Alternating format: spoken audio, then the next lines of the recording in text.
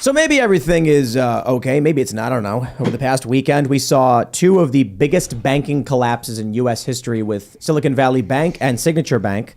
That is the second largest collapse in history, followed only a few days later by the third largest collapse in U.S. history. $100 billion from these banks' market caps have been wiped out. We saw a massive wave of trading halts in the stock market. And it's not too confidence building, especially when Joe Biden, for once, wakes up at 9 a.m. to talk to the American people about just what's going on, saying, don't worry, everything's under control.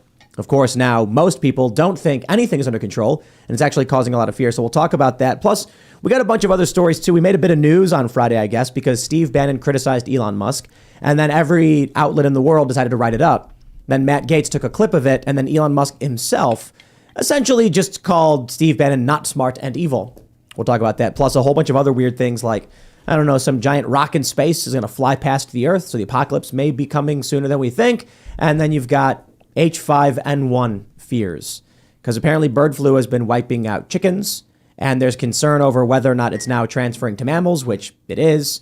And this has a 60% mortality rate. So with all the news about the apocalypse, we got a lot to talk about. But before we get started, my friends, head over to timcast.com, click that Join Us button, and become a member to support our work directly. And you will get access to exclusive segments from the Timcast IRL podcast live at about 10 p.m. when we wrap up the live show. We then record live an uncensored, members-only show. Now, if you don't want to watch it live, you don't have to. You can come and watch it anytime you want. It will be archived on the website in a huge library of content. And with the way things are going, we could really use your support as members. So if anything, if you just like watching this show and like what we do, become a member, because it is quite literally how we do it. And if people don't become members, then eventually we don't do it. So if you want us to keep doing it, become a member, support our work, and support our cultural endeavors. Don't forget to also smash that like button, subscribe to this channel, share the show with your friends. And in light of the fact that we are talking about all of these different apocalyptic scenarios, we are being joined by Drew Miller of Fortitude Ranch. Thanks, Tim. It's great to be on the show. You want to pull up that microphone? Sure. And who are you, and what is Fortitude Ranch? I'm CEO of Fortitude Ranch, a recreational and survival community, and whether it's a banking collapse, a civil war, an asteroid hitting the Earth and causing crop failures over the next several years, or what I'm really worried about, an H5N1, human transmissible form of bird flu, our members, including yourself, will be able to survive it by coming to one of our facilities in rural areas and riding out the collapse. And aside from that, if you're not a prepper, it's just a fun place to hang out. Yep, we're a recreational facility, too. That's right. Chickens. Enjoy the good times, prepare for the worst. It's good stuff. Well, we got a lot to talk about, too, especially with your experience with all of this stuff, so this should get interesting. Thanks for hanging out. Thank you. We also got Phil Labonte chilling. Hello, I am Phil Labonte, anti-communist and counter-revolutionary. Oh, and I'm Ian Crossland, probably the opposite of that. No, I'm not. I'm just kidding. Phil and I, I'm not a communist. Phil and I drove to Congress the other night there and back, and we had some deep conversations about philosophy and spirituality. I think Phil and I are like two heads of a coin, whereas he's the philosopher, I'm the spiritualist. Maybe. But it was a pretty fun conversation trying to identify God through math. I thoroughly enjoyed hanging out with you, Ian. It was a good time. What's up, Drew? I see you got cards you're going to be showing us. Yeah. I think those will come up later on the show. Slides. All right, well, let's move this along. Serge. Yo, what's up? Hopefully the audio works this time, huh, guys? Well, in studio seems to be fine. You want to pop the window open, and then we'll jump into this first story. All right, ladies and gentlemen, we got this story from Timcast.com. President Joe Biden tells Americans to have confidence in banking system as additional banks fail. Silicon Valley banks and Signature banks were both taken over by the federal government amid collapsing share prices. I also want to point out that for some of the images we use on Timcast.com, they're AI generated. Just look at how horrifying. This is like, this picture of Bank Run has these people screaming, but it's like the Junji Ito of Bank Run AI generated images. It looks like these people are being hunted down by some demon that's stealing their soul as the banks collapse. But anyway, I thought that was funny. The federal government took control of Silicon Valley Bank, a top bank in the tech sector, on March 10th after its share price rapidly plummeted. New York regulators announced on March 12th that they have taken control of Signature Bank, known for real estate lending and serving clients tied to the cryptocurrency industry. Quote, "The bottom line is this. Americans can rest assured that our banking system is safe. Your deposits are safe, Biden said during a press conference at the White House on March 13th. Let me also assure you we will not stop at this. We'll do whatever is needed. Oh, boy. I love how when East Palestine has this massive chemical spill, he didn't even show up. He didn't even mention it. Okay, he mentioned it. Don't get me wrong. But there's no bailouts. They don't care about the people who live there. But when millionaires and billionaires in Silicon Valley have their woke tech sector threatened, he comes out on TV and says, at 9 in the morning of all times, Joe Biden waking up at 9 a.m. saying, we're going to take care of this. Nothing to worry about. Here's what I think. I hate to go on a show with as many viewers as this and be like, the end is nigh or something like that. But Joe Biden has to come out and say this. He has to, because if he doesn't, there's a run on the banks. Yep. And if people go on TV and say anything other than everything is A-okay, then there's a run on the banks. So that's the default position of every personality in media, whether it's true or not, I don't know, is to come out and pretend like everything's going to be fine. Yeah, it doesn't make any sense because your bank's insured for $250,000 per account. So 99% of Americans, banks can fail. FDIC, they're insured. You have nothing to lose. So it's amazing to me that Biden is panicking and doing this stuff for the ultra rich. You have more than $250,000. So for Silicon Valley Bank, he's just helping out big tech companies and rich investors in big tech companies, because normal people who had deposits at Silicon Valley Bank have nothing to worry about. Most people don't have $250,000 sitting in a checking or a bank account. They had nothing to lose. Yep. And so what they're going to be doing is apparently the FDIC will cover deposits above $250K. And apparently, I guess BuzzFeed had all their money in Silicon Valley Bank. Well, now I'm really encouraging no bailouts. Bye-bye. They shouldn't. It doesn't benefit us. It hurts the normal people because that means federal government's bailing it out. That means more debt. That means more inflation that everyone, including poor people, will pay. And this is just a move to help rich people who have more than $250,000 in big companies and banks. It makes no sense to be doing this. Well, there were, like, I was listening to a space today. Most of the day I was listening to spaces and just trying to wrap my head around what's going on. And from what I can gather is the biggest worry is contagion to other banks. So we've got two of the biggest bank failures in American history happening over the course of the past weekend. I am of the opinion that if the government's, because the government's going to bail everyone out, or bail the banks out, because the government has basically taken responsibility for any failures in the banking industry. They've bailed out everybody every time that there's been any kind of the rich elites. No, well, banks. Banks. I mean, to be fair, they printed a lot of money. And whenever the government prints money and it goes to the people, it ends up with the big banks and the big corporations anyways, because everyone gets that money and they spend it. It's not like people go and they sit on it when they get, if you get $500 from the government, when the government, was passing out cash, people didn't sit on that, and it wasn't enough money to change anyone's life or that they're that they're going to invest with it anyways. So that money just ends up in the big corporations' hands anyways, because people spend it. So they're just going to continue to print money because that's what they have to do. So when they get together again, when the Fed gets together again, instead of doing 50 basis points, it's likely they're going to do 25. It's possible they're going to do 0, and then they'll see what happens. I don't know what's going to happen between now and then, obviously, but they're going to take the break off the raising of rates, because they can't have the rate. I can't keep interest rates, keep raising interest rates the way that they are with this kind of monetary situation in the U.S. Or they want to provoke loans to the banks, basically. So Bannon asked me on Friday, Steve Bannon, why it's a Ponzi scheme, this economic system that we're in. And I gave him like a half answer.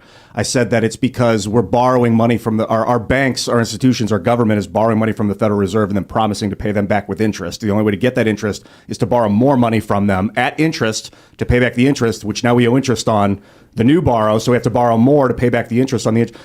And the real Ponzi is when what happens is that money goes to the banks. Then the banks loan out to the common American for mortgages, and then they have to pay the interest. They push the interest down to the small guy. Sort of. And so all this whole system is banked off these 40-year interest payments by American people, constantly paying more than they borrowed to fund this Federal Reserve usury. Well, I mean, it's sort of to fund that, but remember, like when you are getting a mortgage, you're getting a house too.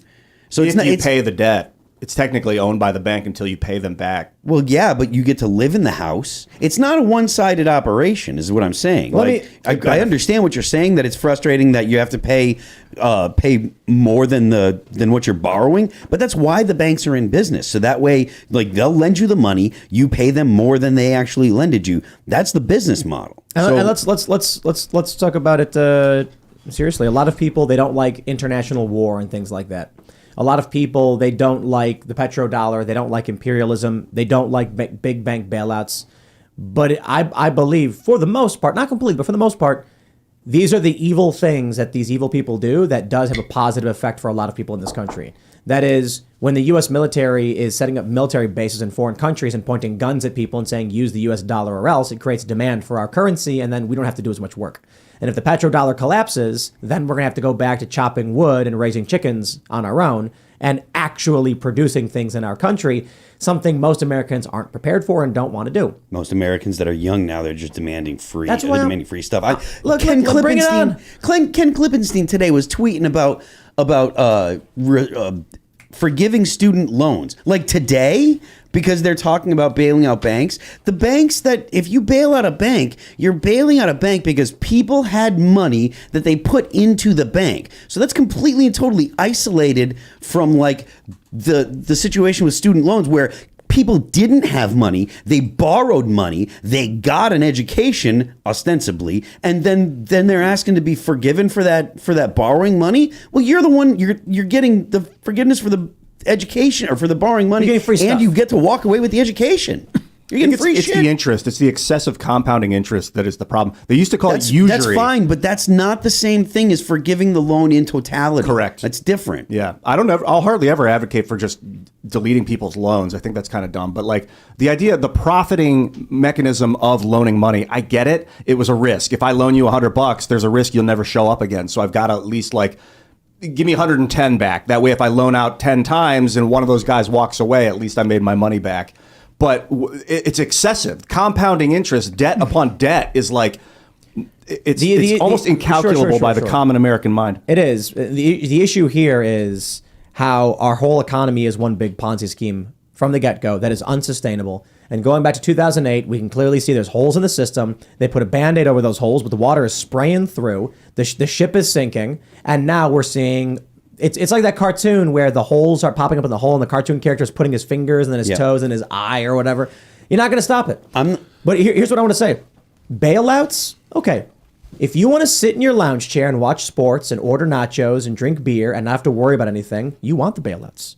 You want it all. If you are an entitled Gen Z or Gen Zer or millennial who wants to go to college for gender studies, you want the bailouts.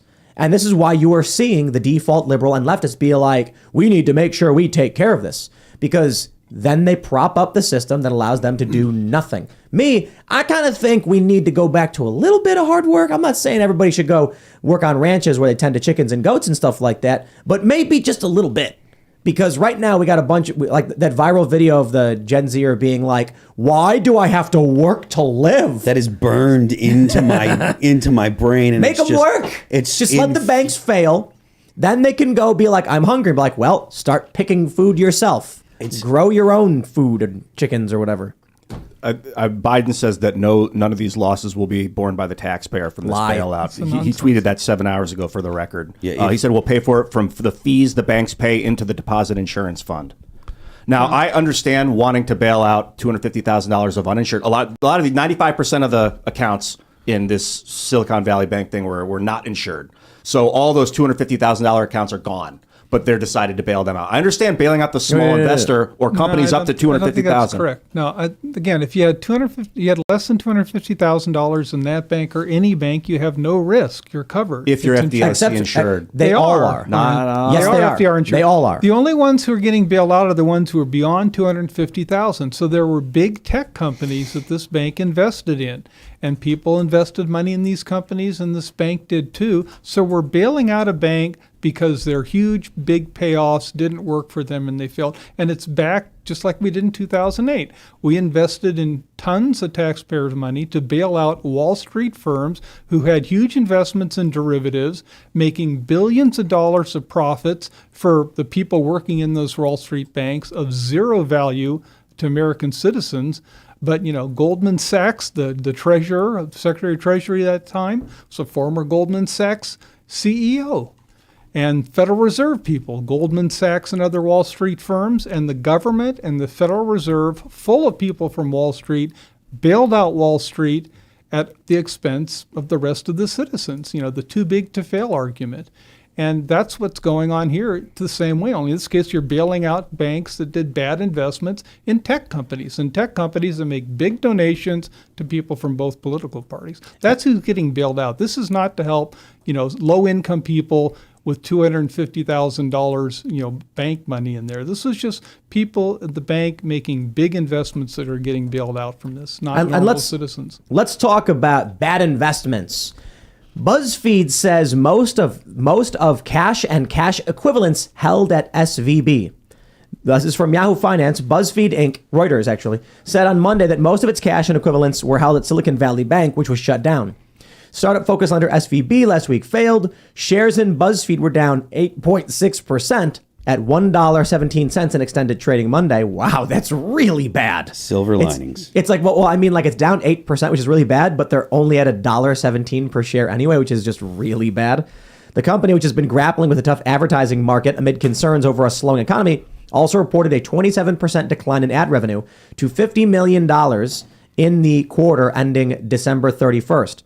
It expects first quarter overall revenue to range from $61 million to $67 million. They reported a revenue of $91.6 million for the same period that last year. Let SVB fail because, I'm not trying to be a dick, but then BuzzFeed goes with it. So, but I guess what some people in the super chat are saying is that even with FDIC insurance, it's going to take months before depositors can start getting access to their funding. So that means even one of the craziest stories I saw, because someone mentioned this last week, Etsy sellers didn't get paid. Now, my understanding is if you're a seller on Etsy, I make a doily or something, and then someone buys it, and they use this marketplace, and then I send it out. But the fact is, the people bought a product, Etsy held the money, and the Etsy sellers didn't get paid. That's crazy. That's what happens. And then what may happen is even with they're doing the National Deposit Bank from the FDIC for these companies, BuzzFeed's funds might be jammed up and their employees might not get paid. This is going literally to have a ripple effect. Now, I also want to address this thing real quick too. BuzzFeed saying that their revenues are dropping due to a tough advertising market. I can confirm that is a fact because I've talked about it here. So take this into consideration. With the banking industry getting hit this bad, I can also tell you our revenue is down. Not to the point where I'm crying about it or anything, because we do well enough. But that's why I'm like, hey, everybody, become a member so that we can continue paying our staff and continue funding these projects and everything like that. Because the market seems like it's headed towards a very, very serious downturn. This is interesting because BuzzFeed's reporting their ad revenue is down, is projected to be 61 to 67 million, down from 91. That's basically what I was saying, 30 to 40% drop off. But that right now should be increasing, not decreasing, which suggests this year is going to get really, really bad for media. And when media gets hit, it's because the base of the economy, the grassroots, already got hit. So what this is, we're effectively a canary in a coal mine. When small mom and pop shops stop their $100 budget per month for their little grocery store or diner, and then let's say there's 100,000 small businesses across the country, just hypothetically, that are buying a small amount of advertising. It all trickles up into a handful of small media personalities who then all yell, our revenue dropped dramatically. basically telling you that at the individual granular level, revenues are dropping and spending is dropping, which means the next step is going to be serious economic downturn. With the banks collapsing, with BuzzFeed even complaining about it, not that I care if BuzzFeed collapses, to be completely honest. It would suck if people lost their jobs, but I don't know if these are jobs worth saving. That being said, it will have a contagious ripple effect. So the question is, how do you feel about the current state of things? Because I got to be honest, I have absolutely, maybe I don't want to pull a Bill Maher here, but I personally have no problem myself with having to go and chop wood and then forage for food. Literally, we ate chives fresh off the ground. We go out in the backyard, we grab chives out of the ground and eat them. They're delicious. We have chickens. I'd have absolutely no problem going to a place like Fortitude Ranch, rolling up my sleeves and taking care of animals. That being said, I don't know if y'all do. And then people have kids and people have medical conditions. People with diabetes especially need access to these things. If you like the level of comfort we have, you probably want the government to bail out all these people. Everyone that, just like you said, everyone that enjoys a modern lifestyle, at the end of the day, you do want the banks to be bailed out. As much as everyone's going to say they don't, you have to be prepared for early 20th century lifestyle if the banks fail. I mean, fair enough. I mean, but it's like, if you don't know how to do things and you don't have a place to go and you don't have some savings and some food and some stuff handled, things are going to be really horrible for you. Like, I mean, the estimates that you hear after the first year, it's something like 10%. If the U.S., like the dollar collapsed, something like 10% of the population will make it, or something ridiculously small. It's not it's not something that anyone should be hoping for unless they've already been planned for it forever. I want to read the super chat real quick. Olivia Claire says, I'm an Etsy seller. I should be getting paid today for last week's sales. It said it won't transfer until tomorrow. I rely on Etsy as my main income at the moment. Really scary time as a seller.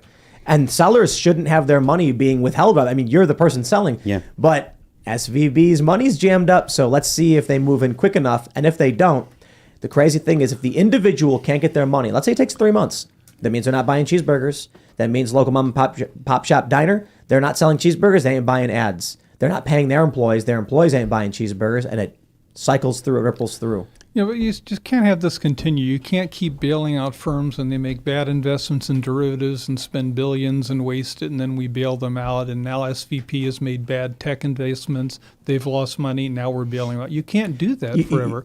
Ultimately, people have to pay for that, and the debt keeps going up, inflation's going up, and you reach a point where you can't do it.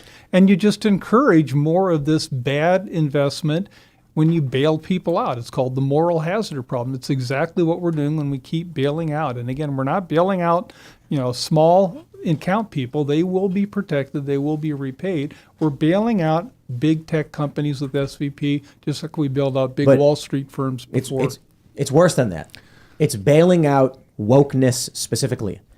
Here's my belief. If you take a look at Silicon Valley Bank's mission statement stuff, boy, did they invest a lot in diversity, equity, inclusion, and access, they call it. DEIA. They put an extra A at the end of there. And apparently their chief risk officer was laid off, and they didn't refill the position, but they did hire an LGBTQ advocate for seminars. And so everyone's like, what was your priority? Why would that be a surprise to anybody that a Silicon Valley bank prioritized their religion over the function of their business? It's what they do, right? So here's what I think. I'm willing to bet that SVB started investing in companies based on wokeness and not merit. So they would go to a company and be like, okay, so you're a tech company. What do you do? We have an app. What does your app do? It's a texting app. How will it make money? We have a really diverse team of people who work here. Really? How much money do you need? 50 million? 50 million? And you said you preach diversity. That's right. Great. Here's the money. Yeah, they'll be like, And they our want- app is so diverse, it lets black people find black businesses. It's the most racist app on the planet. No, it's for white people that can find white-owned business, like the most That's racist actually what they crap. do. It's not diverse in any They're way. like- It's segregative and racist. Like when they made Black Panther, they're like, this movie's very diverse, and it's like the cast was 95% black. Oh my It's like, God. that's not diversity. Diversity will focus But no, no, no. exclusively on one race of people. But what the hell? Who in the audience would disagree with me? 1, if you disagree. 20, if you agree that SVB was likely investing in companies based on diversity and not based on the function of their business. They were pretty open about it. I haven't been able to look at the books, but they said as such on their website. Yeah, they had an A rating with ESG score. Yeah. I'm gonna tell you this. I don't want to give anybody advice, but I'm thinking about investing my money in stocks from companies that have the lowest possible ESG score. Oh, yeah. And getting all of my money out of anything with a high ESG score. You sound like Vivek Ramaswamy. Is that what he said? I don't know if he said those exact Just- words. just- That's what just- he's just all think about about, investing your money in non-ESG right now. Well, I think that sounds right. If a company is focusing their efforts on environmental social governance, that is not a functioning business. Everything that's if you're focusing on social issues, and right now, essentially, what happens is ESG is social issues being shoved into businesses and bureaucracies and stuff like that. You see the social issues in schools and stuff, and that's part of why test scores go down every year. You spend more money every year, and test scores keep going down every year. It's essentially supplanting the purpose for every single thing that it touches. So if it's schools, it corrupts them, you stop churning out kids that know anything. There's a comic from Stone Toss. I know the left really hates Stone Toss, but it's an advertising agency. And then the advertising guy he's got a burger restaurant clients, and he's like, here's our proposed ad campaign, and it's a white person and a black person making out. And then the guy's like, how is this going to sell cheeseburgers? And the guy goes, cheeseburgers? But that's a really good example of what this is. It's the same reason why FTX failed, the crypto thing. What, they were doing ESG stuff? Yeah, obsessively ESG. Sam Bankman-Fried would talk about it. I think there was more to it than that. Look, man. Yeah, he's a big into investing in climate change. There's video of him being like, we're going to fix the world with impact investment. He used different words, but that was the purpose. No, Bitcoin's doing really well. Spend your money on what they want. There's an argument I've heard people making or people talking today that there are people that believe that this is actually going to be a decoupling event. So the reason that Bitcoin and the markets responded positively once Biden started talking, I guess, is because everyone essentially assumed, or the markets assumed, that there was going to be a slowing to the raising of interest rates, and so people are like, well, we can get cheap money or continue to invest in things and stuff. You know, the biggest crime I'd see out of this whole thing with this SVB is the execs. 5 executives paid them. They sold stock within the 2 months leading up to the crumble for millions. I think every executive made over $1 million. The CEO making 2.3 million or something, roughly. Maybe somebody made under. And they also apparently paid out a big bonus to a bunch of employees on Friday, right before the announcement. That's a crime. That is absolutely that. Investigate those executives, take that money back, pay back the people that lost money with that. I mean, that is scandalous. That's not going to happen again. Back in 2008, when they did this, they did the same thing. They weren't just bailing out the Wall Street firms like the Federal Reserve and the Treasury Department. They basically negotiated the sale of Merrill Lynch to Bank of America. Part of the deal was millions of dollars in bonuses to these Merrill Lynch execs so they wouldn't leave the company and they could get the deal done. You couldn't list all the illegal things going on, negotiated by the Federal Reserve, U.S. Treasury Department officials, many of them former Goldman Sachs employees. They did it openly. They got millions, and nothing was. It was approved. It was your taxpayer dollars helped finance that. So it's happened before. It's going to keep on happening. It's the norm. Biden tweeted this out 8 hours ago. The management of both these banks will be fired if a bank taken over by the FDIC. If a bank is taken over by the FDIC, the people running that bank shouldn't work there anymore. He doesn't talk about the stock that they sold of the defunct company right before the company was announced that it was defunct. I mean, the 5 execs selling stock in the 2 months leading up to the collapse is an indication that they knew there was a collapse coming, which that deserves an investigation, in my opinion. Biden says they're all going to be fired, all the management's going to be fired, and that the people running the bank shouldn't work there anymore. Those are his words. Again, it Joe doesn't happen. Biden doesn't know what should happen with a bank. The president is in no position to make a call about what should or should not happen with a bank. If you want to have investigations or something, fine. But Joe Biden is in no position to be making calls about a bank at all. I don't trust Joe Biden's calls about basically anything. The man is barely has contact with reality. So Joe Biden's opinion on banks and who should run a bank is the least interesting thing in the world. This string of tweets that he wrote this under on Friday, the FDIC thread, obviously was not written by him. No. It sounds like some economist using it's different than other tweets that he puts out like last week. The whole this time it's different, period. This time, those crappy tweets he puts out. He's so funny. This is obviously some sort of economist explaining their procedure. But they're saying they're going to fire the execs, the management. I don't know. What would be the ethical thing to do for this 10, 12, 13 million in stock that they all sold? They're the executives of the company. They lost a lot of people a lot of money. I don't know. I'm not 100% sure. I don't know who actually is being affected mostly, who's really being negatively affected. I don't know. I know that the SVB was mostly crypto companies, and they funded a lot of startups and stuff like that. So I don't know that there's a lot of small investors that are small bankers, small whatever you call it, at the that they cater to. So I don't know exactly what should be done, and I don't even know that we should be making decisions yet because it just happened today. So talking about you kind of want to see what the actual repercussions are going to be and how it's going to go through the economy. The fog of war is the position, and they're moving so quickly in the fog of war, acting like they know what's happening, and people are just like, I don't know, so I can't say no. I don't have any pushback right now because I don't have the facts, and people are scared, so they're moving quickly. I want to pull up this tweet here and just really quickly point out that someone removed one of the plugs from the cameras, and it's not in the room.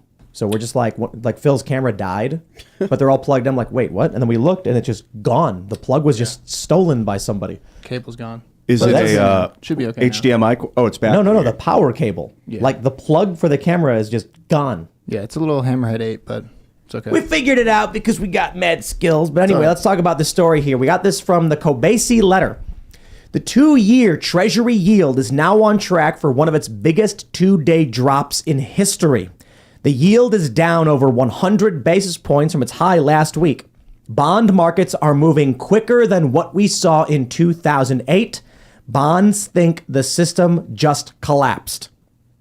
I certainly hope not, but in the event that they do, I suppose the question is, what happens if the market actually does collapse and this assessment is correct?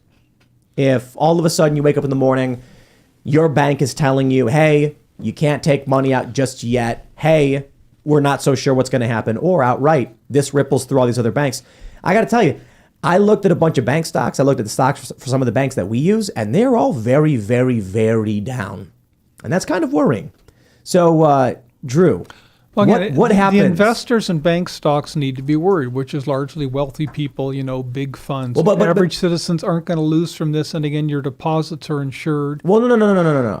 Your bigger worry is these bailouts. No, the federal money going into that. I get that. That's going to cost you. But I mean, if the big companies go under and we do see a great recession-like event, or this is worse than 2008, then what does that mean for the average person in terms of their ability to get a job, their ability to find food, or what?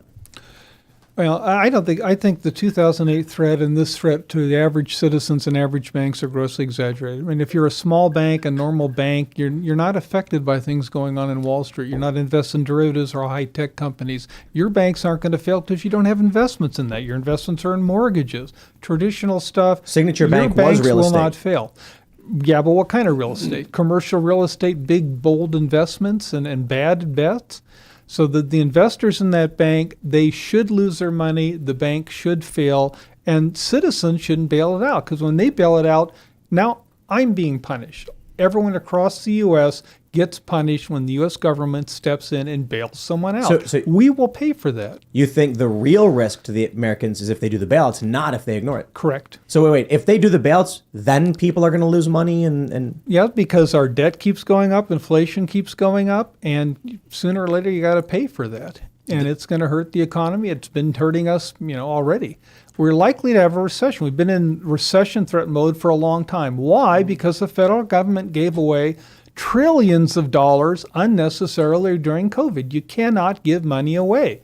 Sooner or later, you got to pay the price. The price is we're going to go into recession, and we're going to have horrible inflation. We're paying the price. So every time you bail out a big Silicon Valley bank or a Wall Street big firm, which you wouldn't do for a mid-size or small company or bank, whenever you bail them out, citizens everywhere else, not just in the U.S., but around the world, since we've got the dollar, they pay for that, and it shouldn't happen. so then It's it sounds wrong. like let's just let them fall. They should I mean, fail. Bannon was saying that on Friday. He was telling Matt Gaetz and Dan Bishop on this show, resist, do not let them convince you to bail these people out, But I wonder, if in 2008 they didn't bail out any banks, what do you think would have happened? Well, no one really knows, but I don't think it would have been a disaster. It would have been a disaster for the Wall Street firms, but who cares? I mean, if Goldman Sachs and Merrill Lynch, you name all those firms, if they went under, who did they lend to? Huge Fortune 500 companies who pay outlandish fees, and they're not the only ones who can do investment banking. There are investment banking firms, small ones, all over the U.S. who can step in and take their place. They should have had trillions of dollars of losses in derivatives. Let them take their losses. 98% of Americans don't invest in derivatives. They don't invest So in these high-tech companies, we so we won't suffer. We have some comments here. People are saying you're wrong. There's a video of the FDIC saying they only have funds to cover around 4% of the losses and the risk is real. Someone else said that the FDIC has only enough to insure about 1% of the deposits, and this will be a push to get us into CBDC. I don't know what that is. This is Central bank Central digital bank currency. yeah. Oh, yeah, okay. Okay, well, Which who's is the going to bail out worst. FDIC? That is something the government's there to bail them out. So if we want to bail out the FDIC for the $250,000 deposits, that's okay. I don't want to bail out for the investment beyond the $250,000. That's the bigger bill we can't afford. One issue is bank consolidation. In 2008, 465 banks failed. A bunch of them maybe all of them were bought up. It was like Wells Fargo. We came out of that with like 4 big banks. I could see same with the Great Depression. That was a big wealth consolidation. They bankrupt everyone, they buy up the assets. It's always, well, I mean, and I just want to push back a little bit on the idea that they bankrupt. Like, it's not intentional. Like, it's not like there are people pulling the strings that are trying to bankrupt other people so they can buy up the assets, or at least not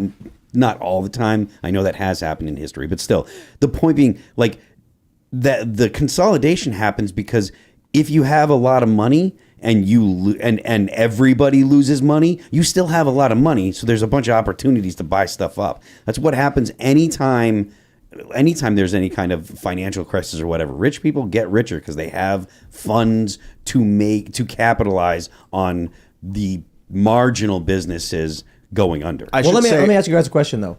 So Timcast Corporation has more than $250,000, and that's the only amount that's insured. What if our bank went under? Everybody here would be out of a job. How would people here feel about that? You got to be able to make money. If we're not making money, we deserve to fail. If we're not in That's the black, not what then I'm we deserve saying. to fail. Because if our banks go to Ian, zero, stop. If the bank froze our money right now, there would be no paychecks for any one of the employees. The company, of course, makes money, but the money in the bank that we need to pay the employees until revenue comes in, because it comes in, it doesn't come in. We don't just have money. Our customers, our members, they will, pay $10. Advertisers will pay a monthly thing or once a month. For those 3 to 4 weeks, if we have no money, what happens? We just tell all of our employees, don't worry about it. We tell our utilities.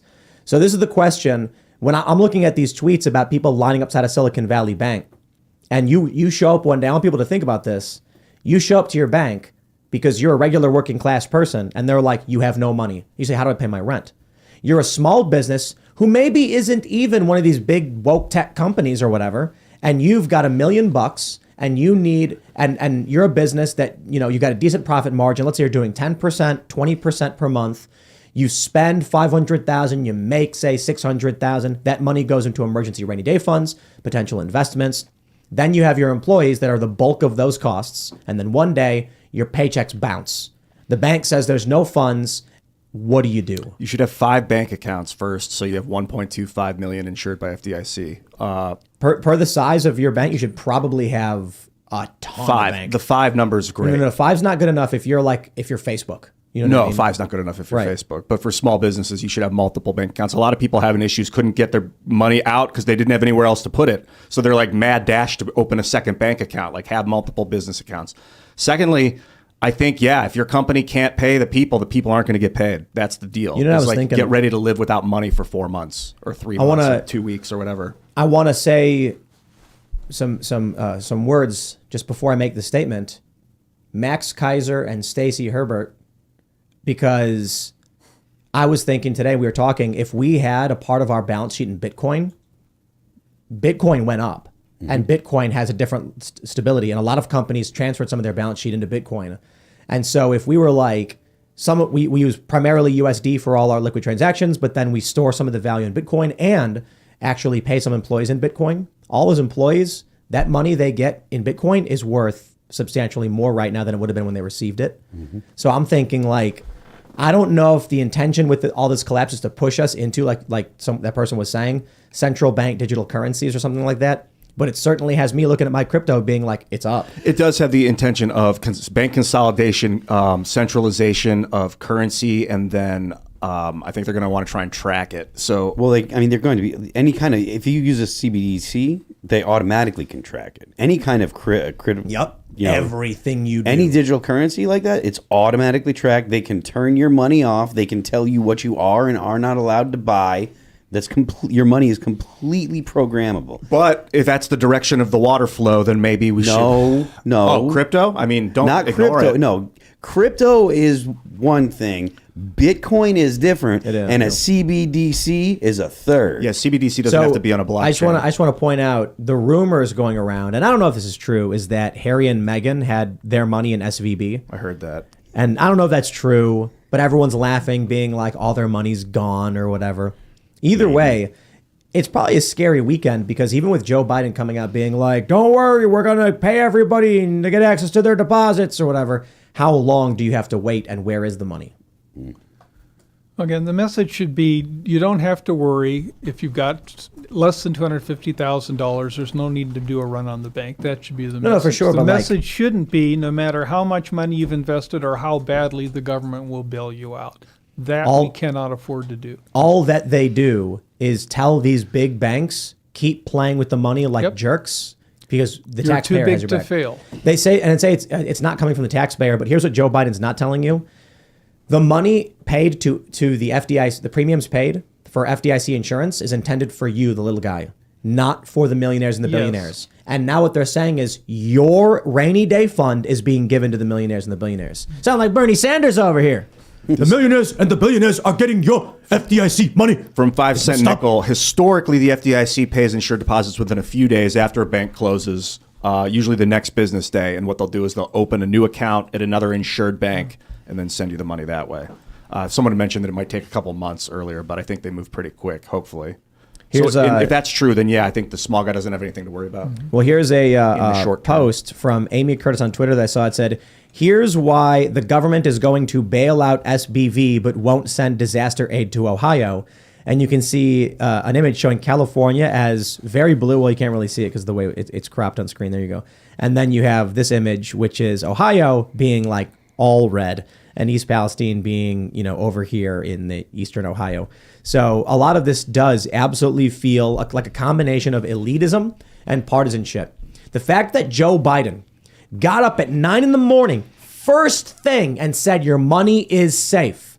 But when a train exploded, spraying toxic chemicals, they burn and toxic chemicals are everywhere. It's getting in the water. Fish are dying. The governor says a plume of chemicals is flowing down the river into West Virginia, nowhere to be found. It tells you who butters their bread, who they're serving, and who they're concerned about. Of course. When I look at things like this, and then we had that Jane Fonda thing. Did you guys see the Jane Fonda thing last week?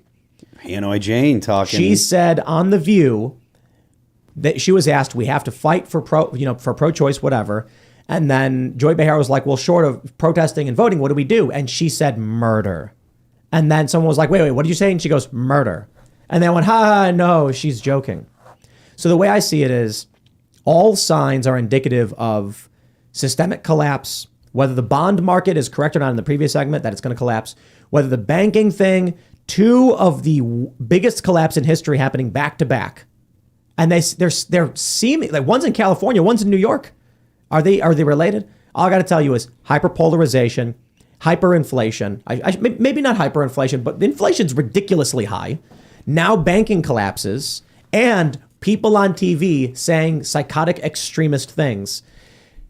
How is Drew, you're the expert, I guess, or you're the one selling a product. Do you think we're on the verge of some kind of major collapse, and should people, I don't want to say be worried, but should they be prepared? I think a recession is likely. I don't think a banking collapse is coming. But what about, I mean, beyond that, I mean, when you're looking at the weaponization of government, when you're looking at people on TV calling for murder, whether it's a joke or not, we're seeing violence in the streets. We're seeing 150 far leftists storm a government facility in Georgia and burn it up. Then you've got the January 6th stuff where they're saying the FBI was destroying evidence. It doesn't feel like this system, whether it's financial or political, exists anymore. It seems more like a smoldering pit. Well, we track 50, we call them threats or trigger events that could lead to a collapse, but you're only talking about one of them, and that's something like a financial collapse or something that really triggers a civil war. If there's a banking collapse, that doesn't mean there's loss of law and order. But if people start doing civil unrest and law enforcement goes, then you've got a collapse where you worry about the things we worry about, which is people going out looting, stealing, killing, and it's not safe to live here. I mean, that's just one of 50 events. We have more things to worry about than that, I think, that are more likely to get us. What do you got? Like avian flu is the one that I'm very concerned about right now. Our electric grid is probably my number 2 biggest concern, the fragility of that. Electric grid. I think that's likely to kill us off before a collapse from a banking collapse. I've got a bunch of stuff on the bird flu, but let's talk about the electric grid first. What about the grid has you worried? It's been vulnerable, and we've known about it for decades, and the government has done nothing to fix it. It's vulnerable not just from the physical, terrorist attacks you've heard about in recent months. It's vulnerable from natural causes, solar flares. Electromagnetic pulse from a solar flare can take down the grid. It's done it before. The reason why I said we'll talk about this one first is because you've heard the stories that are going around where extremists are attacking substations. It's not the first time. They did an attack on the Metcalf grid, a decade almost ago, and we knew about it, and it was a professional kind of a test run. This is well done. Look up the Metcalf attack on the grid. It was done years ago. We investigated it. It was a professional group that did it. It was like a dress rehearsal. I don't know if Russia or China or who was behind it, but They did a professional Metcalf attack on the grid years attack. ago. In 2013. And, this is old stuff, just like the threat of EMP. We've known about it for decades. Whoa. Check this out. And no one talks about it. Let me read this. On the morning of April 16, 2013, a team of gunmen using rifles opened fire on the Metcalf transmission substation, severely damaging 17 transformers. And they said it was sophisticated. And what was the reason for them doing it? It was a test to see if they could take it down. And the thing is, you don't have to take down, there's thousands of these stations, but there's critical nodes. And if you take down, 10 or 12 critical nodes, you can take the whole grid down. And the worst thing is, without getting into too much details, you need to watch a documentary. Grid Down, Power Up explains this 100 times better than what I'm going to do in the next 30 seconds. But you do a coordinated attack on the grid. It could be a cyber attack. It could be solar flares. If there's a surge in the grid, it destroys these transformers, these big, giant devices. And it takes you months to replace a few of them. If a lot of them are destroyed, the electric grid is down for a year under good conditions or more. And we've known about this, and there's 5 different ways this could happen. Cyber attack, physical attack, solar flares, electromagnetic pulse. I'm forgetting the 5th. Again, watch this documentary, Grid Down, Power Up. Our grid is highly vulnerable. It's our Achilles heel. If North Korea wants to destroy the United States, they can do it. They got an ICBM that can reach here. They do not need a lot of nuclear weapons. They don't need accuracy at all. 1 or 2 high in the atmosphere over the U.S., and you destroy our electric system. The electromagnetic pulse destroys our system for over a year. For the whole country? For the whole country, for most of the United States. North Korea has weapons that can do that. Yep, they're low yield. See, their nuclear weapons have all kinds of effects: thermal radiation, A-alpha radiation, beta. They're optimized to do maximum EMP yield. The Russians work with them to do that. Wow. And this has been published. Open source, it was intelligence agencies, but they published open source saying that the Russians helped North Korea develop their nuclear weapons for maximum EMP effect. Because North Korea is never going to build, a first strike capability on our huge nuclear system, but they only need one or two inaccurate, high in the atmosphere explosions over the U.S., and it grid is down for over a year. And in that time, according to a congressional study, led by a former CIA director, a former Navy admiral, their estimate was that when this happens, you could lose 90% of the U.S. population. There's no economic production. There's no gas flowing. There is no municipal water systems. You'll have no water in this house. We will. No, you won't. Yeah, we will. You're on a municipal water system? No, we're not. Okay, you may. Yeah, see, I'm sorry, I thought you were still in the city here. We are not. No, are you kidding? We got to climb a mountain to get here. 90% of Americans are in cities or suburbs. They'll have no municipal water system, and you'll die in that 90 years from either from starving to death or from people going out stealing for food and marauding. Everybody who comes here, they're like, I had to drive up a strange winding mountain road to get here. We're elevated several hundred feet, like we're up a mountain. And we have well water and 2 local water sources. Now, for the new place we're setting up, we actually have a ton of backup power. And here we have miniature solar here. So we have this big, massive battery, and then we have a bunch of really small batteries that are portable. And then they have solar panels that you actually have to physically lay out and position properly. Not easy to do. At the new property we're setting up, we have installed professional solar with a ridiculous amount of backup batteries. So the amount of power generated from the sun exceeds the amount that the batteries drain. So as long as you're operating through the day, only at night does it power down, but then it immediately goes back to full as soon as the sun comes up. Not perfect. Absolutely not perfect. I'd probably be comfortable if I use one of the streams to create a water wheel power generator of some source, or just a bike, some kind of way to get power. Because you are half correct. We wouldn't lose water because we're not on municipal water, but we need electricity for our pump. So otherwise, we're manually pumping water. But worst case scenario is we do what they did in the olden days, and we either carry bales of water up the hill, which we can do, or we build a pump or dig a well or something. I think me and the people here, we've been reading so much about this stuff nonstop for the past 3 or 4 years, 5 years, heck, 10 years, that... Look, we've been saying on this show, get chickens, get some small goats, some the Nigerian dwarf goats or whatever. Get something. Get away from the cities. I've had a lot of people message saying they moved out of the city. They're on well water. They're more sustainable. They've got chickens. Hey, I'll tell you what. If these people who are attacking the power substations succeed, because we've been seeing reports of it all over the country, or North Korea fires an EMP, what you're saying makes the most sense. You want to win a war? You don't need to wipe a city out with massive destructive force. That's a waste of energy. That's a lack of strategy. One EMP disables your opponent, and then you've won. So what will the people in the cities do? Yeah, you're right. They're going to have no water. How many days until they start eating each other and drinking each other's blood?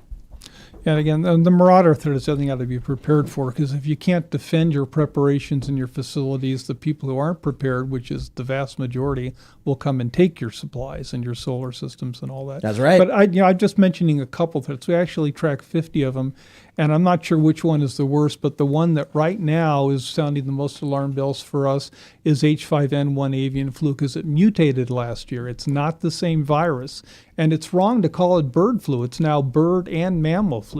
That virus is mutating and spreading amongst mammal populations, minks, sea lions, lots of different mammal populations. Let me pull up this story. We have this from CNN World. Explosion of sea lion deaths in Peru amid deadly bird flu outbreak. So now, what are they saying? Thousands of sea lions in Peru have died amid an outbreak of bird flu. Bird flu is not only passed into mammals, it's passing into many other mammals. Yep. This is a 60% mortality rate. I'm sure the most conspiracy-minded individuals are thinking that it was all intentional. But I've got to say, guys, if you think that they took bird flu and then did gain of function research to make it transmissible among mammals. I have to say, you're completely right. From science.org, controversial experiments that could make bird flu more risky poised to resume. 2 gain of function projects halted more than 4 years ago have passed new U.S. review processes. So in February of 2019, and we have mentioned this before, they began working on H5N1 to make it transmissible among mammals. Now, why would you go and do that? And now it is bouncing around mammals, and it does have a 60% mortality rate.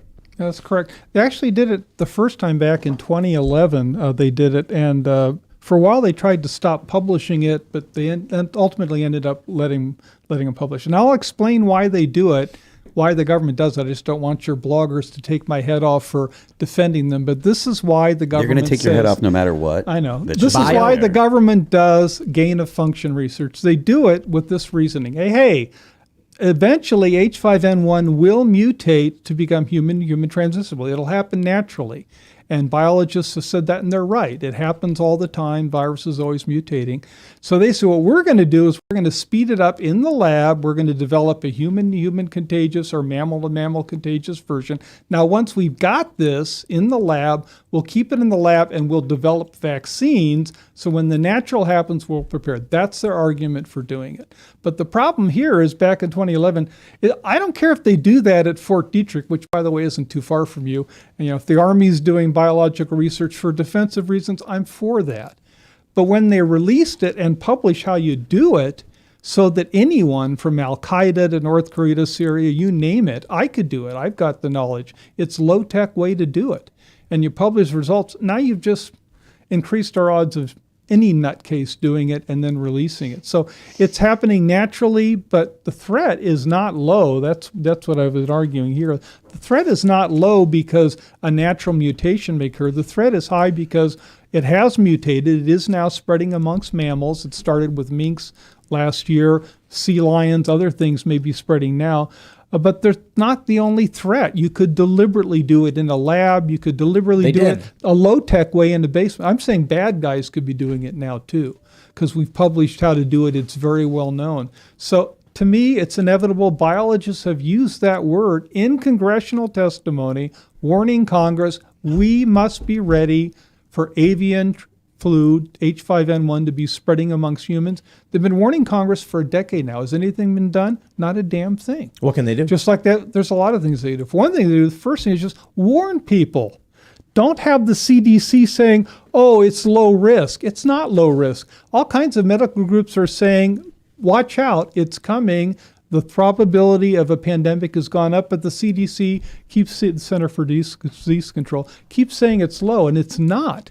And the CDC is not giving an honest warning about it. The threat is up a lot because it's now mutated and it's now spreading amongst mammal populations, which means as that virus mutates, it's far more likely when it's mutating amongst sea lions or ferrets or mink to now become human transmissible. So the risk is up. It is not still low risk like they've been saying. Can you calculate that risk? No, you can't. You can't put a number to it.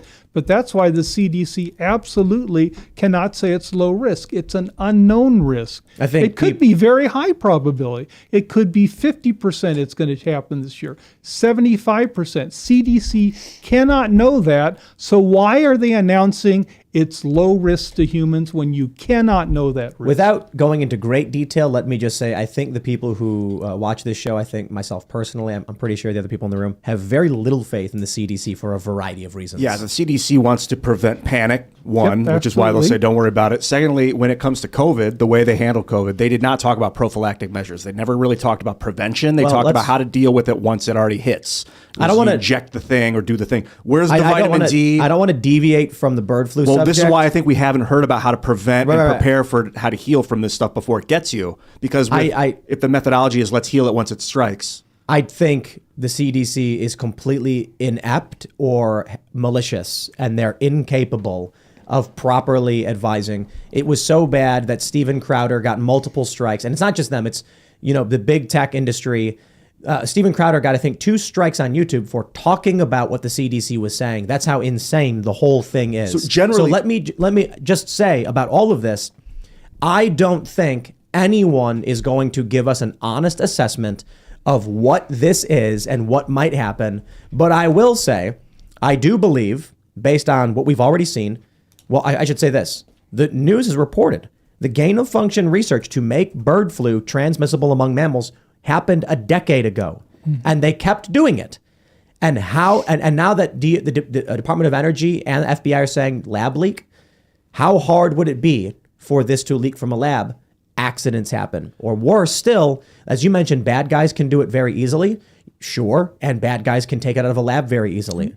They should not be doing these things. We've been warning people, our members, we've been putting on our newsletter, you need to be prepared because there's so many ways this could happen. If I were Putin, a ruthless guy, not doing well in the Ukraine war, and the U.S. and West Europe providing so much support, if he releases clandestinely, so you can't even punish him for it, he releases a virus like avian flu, human transmissible over here, we are not going to be supporting Ukraine. We're going to be struggling to survive, losing tens, perhaps hundreds of millions of people over here. We're not helping Ukraine. He now has a free reign there. And if he's developed the virus, he may already have the vaccine developed. So he can give it to Russian people he wants to survive. And for the rest of the world, they suffer the worst pandemic, the worst disaster in human history. What are some prophylactic measures that people can take to protect themselves There are from none. H5? Masks aren't going to work. The only thing you can do is you have to stay away from people until the virus plays out. Now, this is a bad news, good news. The good news is when you have a virus this lethal, it's going to kill people, 60% lethal. It's going to kill people so massively, people are going to immediately isolate for long periods of time, and the virus will die out fairly quickly.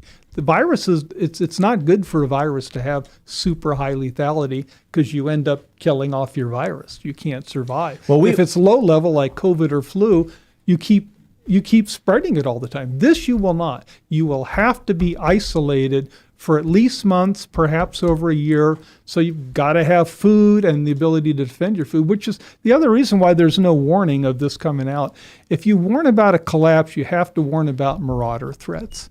It happened in Katrina. It's certainly going to happen if the grid is down and there's no food production. It's going to happen depending on, you got to have guns. Well, I talk about and this. The government is not going to tell people, hey, you need to have a lot of guns. And by the way, assault rifles and those high-capacity magazines, that's what you need if you're going to defend against marauders. No. Don't misinterpret. He said assault rifle with high-capacity magazines. We're talking fully automatic select fire with 100-round drums or something of that nature. He said rifles with an S, so multiple. That's right. More than one now, of them. if you want to mention something like a standard semi-auto, standard capacity, we're talking about an AR-15 with 30-round magazines. That's not what he said. He said, well, you can't even buy those in Colorado. Those are illegal clips in Colorado. So you buy them in Nebraska and elsewhere and bring them. And then in a marauder situation, they come in illegally with them. And like what? I think what he was saying is like a 50 BMG, mounted butterfly trigger on top of a tower that was built on your property, and everybody needs a Toyota with a 50 cal. Well, let me know what you think about this. I was thinking auto defense turrets. We'll build big towers, and then we'll have on them just sentry turrets that sweep left and right, and then at a certain time they will go into full defense mode, and if you I wouldn't recommend that. I'd just use, people with weapons is the low-cost, smart way to do that. But you need a lot of people to defend yourself in a collapse, and you need assault rifles and high-capacity clips because there could be marauder groups that have 50, 100 people in them. We got 2 million Americans in jail. If the electric grid goes down, are you going to keep 2 million people in jail? No. They're going to come out. They're not. They're going to stay, and they're going to use the prisons as fortresses, and they need food. There's not enough food to keep them going. They're going to have to go out and get it. And they're going to send out scouting parties who come back to the prisons because the prisons are fortified and armed, and you're not breaking in, and they can control. I think no one's raiding a prison. The prisons will be raiding. Well, no, your realistically, the people will be locked in their cells and they'll be left. And because when the power goes off, the shell's open. That's a horrible manufacturing error if they can't leave the doors what happens locked. if the power goes off and there's no one there? You'll have people dying in their cells. It happened in Katrina. Well, plus Were people dying or plus did you they have a open? million They gang stay members closed. who are They already stay out. closed? Yes, their door is locked. I thought they automatically opened. My But bad. it doesn't matter when the system breaks. Someone's going to go in from the outside, and they're going to have friends and family who are in prison, and they are going to take that whole place over, and it is a fortress. I doubt it. And it's maybe also long the most. term. It's also the most aggressive people in society. I feel like they'll all be dead within a week in a situation. would they be dead? Because the No. doors lock and they all just starve. All the guards No. leave. You're No one's acting gonna like stay people there. in jail have no family. What are they going? How are they going to get in the building? They're I mean, going to it's a drive their fortress. truck 100 miles an hour and slam into a wall, It's smashing concrete. it. It's like eight feet wide Dude, concrete layers. Prisons of have defensive- fences. And there's going to be prison guards who are going to be like, here's the key, and they're going to run and leave. Oh, I think all the guards would bail. Of these 2 million Yes. people None of in the- jail, about 1 million were in there for, drug charges. They're Right. not really that bad of people. So, no, they're not going to be killed off or left there Yeah, to die. it's- They're going to get out, and they're completely unprepared. Maybe they'll base out of the prison, but they have Absolutely. no preparations. That means they're so gonna- they're going to have to be marauders. There- A there's- million people in gangs are already. But you're ready to indicating be like why marauders. we would lock them in the cell and leave them there to die because they would otherwise turn into marauders. I'm just trying to say there's millions of Americans who are going to be marauders. At a minimum, you got 2 million in prison and 1 million gang members. But normal people, when they're told, stay at home, all government can tell you to do to collapse is go home, stay home. Well, for most people, that's a death sentence. So after you start starving to death, are you going to stay at home and politely die? Or are you going to go out and steal food to keep your family alive? You're going to go steal. I'm saying we're going to go outside one day, and there's going to be some dude with suspenders and a flannel shirt and a handlebar mustache, and we're going to hear the chickens squawking, and we're going to walk outside with a lever action rifle and be like, hey. And there's going to be some New York hipster being like, I'm so hungry. And he's going to try and run away with the chicken. You get to that point. Honestly, it gets it's the ugliness. The level of ugliness that happens with the type of scenario that we're talking about, we can't really actually articulate it properly on YouTube because you'll get booted. Like someone coming on if you got chickens and there's someone messing around with your chickens and you're 3 months into a global collapse, shoot on sight. Homeboys, drop them. Watch the season finale of The Last of Us from last night. If you really want to understand what it means. Watch a video from Syria. I understand The Last of Us is fictional, but if you want to understand what will happen when the collapse happens, just watch that episode. I don't want to spoil it because it literally just came out last night, and people are going to be like, don't spoil it. But watch what the good guys do. There are no good guys. That's the point. Yeah. You will be like, my God. Because when it comes to protecting those yourself and those you care about, the guy who comes onto your property for chickens, he pulls up in his truck and he's got his starving 10-year-old daughter and he says, don't worry, honey, I'm getting you food. And then him and his brother and his kid and his son are like, we have to do this or we die. And then they sneak around your property and then you're in your house going, I see people outside with guns. Don't worry, honey, I'm going to protect us. And then you kill each other. There's no good guys. There's no bad guys there. I'm not going to die. And if I have to kill you to do it, that's what these people are thinking. Look, you can tell the serious people by the ones that have like people impaled on spikes in their yard. Like it gets real brutal, real fast. Have you seen, I think, what is it? I think this was in Yellowstone, actually. In Yellowstone, it might have been a flashback or it might have been 1883. I think it was Yellowstone. They catch cattle thieves and he kills them. And then one guy who's mortally injured, he puts a rope around his neck and then hoists him up to hang him. And they write in blood, cattle thieves. Yeah. Because it was like, anybody who sees this knows what happens. Yeah. It's crazy to think that back in the day, they would kill a group of men mercilessly, and brutally, and then leave their rotting corpses for everyone to see for taking cattle. Because taking the cattle meant you die in the winter. So they were like, nope, no games. Yep, Horse no thieves. games. That's right. You were a retired colonel? Yes. So you've seen, I don't know, did you ever experience battle? Did you? I've been to Iraq. I'm Air Force, so not at the pointy end of the spear, more on the receiving ends of mortar rounds and stuff. But, you don't have to go to Iraq. You could see it in Katrina. You could see how people panicked and would steal and were looting and were taking advantage of stuff. And again, I wouldn't blame someone. If they're starving to death trying to protect their family, keep them alive, they're going to go out and steal and try to survive. So you have to to deal with the marauder threat. And the probability of collapse is going up. Things like H5N1, our vulnerable electric system, and then new technologies. I mean, Elon Musk warns about artificial intelligence about every other week or two. He provides you a warning on that. There are a lot of new technologies in our economy with its fragileness to cyber attack. There's so many ways. As I said, we track 50 different trigger events, any one of which could lead to a collapse. Or it could be nothing. It could be something like, in the United Kingdom in 2011, in London one night, there's some altercation started with police. There was violence. It spread all over London. And the next day they woke up and they said, what in the hell was that? Thank God it's over. And then the next night it started again in London and it spread all over the United Kingdom, all the major cities. People were killed defending their businesses. It was a collapse going on, loss of law and order, widespread, and there was no trigger event. So after the next election, Ray Dalio, perhaps one of the smartest men alive in the U.S. today, the founder, CEO of Bridgewater, the most successful hedge fund, he's estimated we've got a 30% of civil war, civil unrest, massive violence after our next presidential election, because we are so divided and so split that any possible issue in that election, or people just not wanting to accept the result, you could have violence break out and it can spiral out of control. I know this is something that viewers of this show hear all the time, but really, you need to purchase firearms, ammunition, and get training.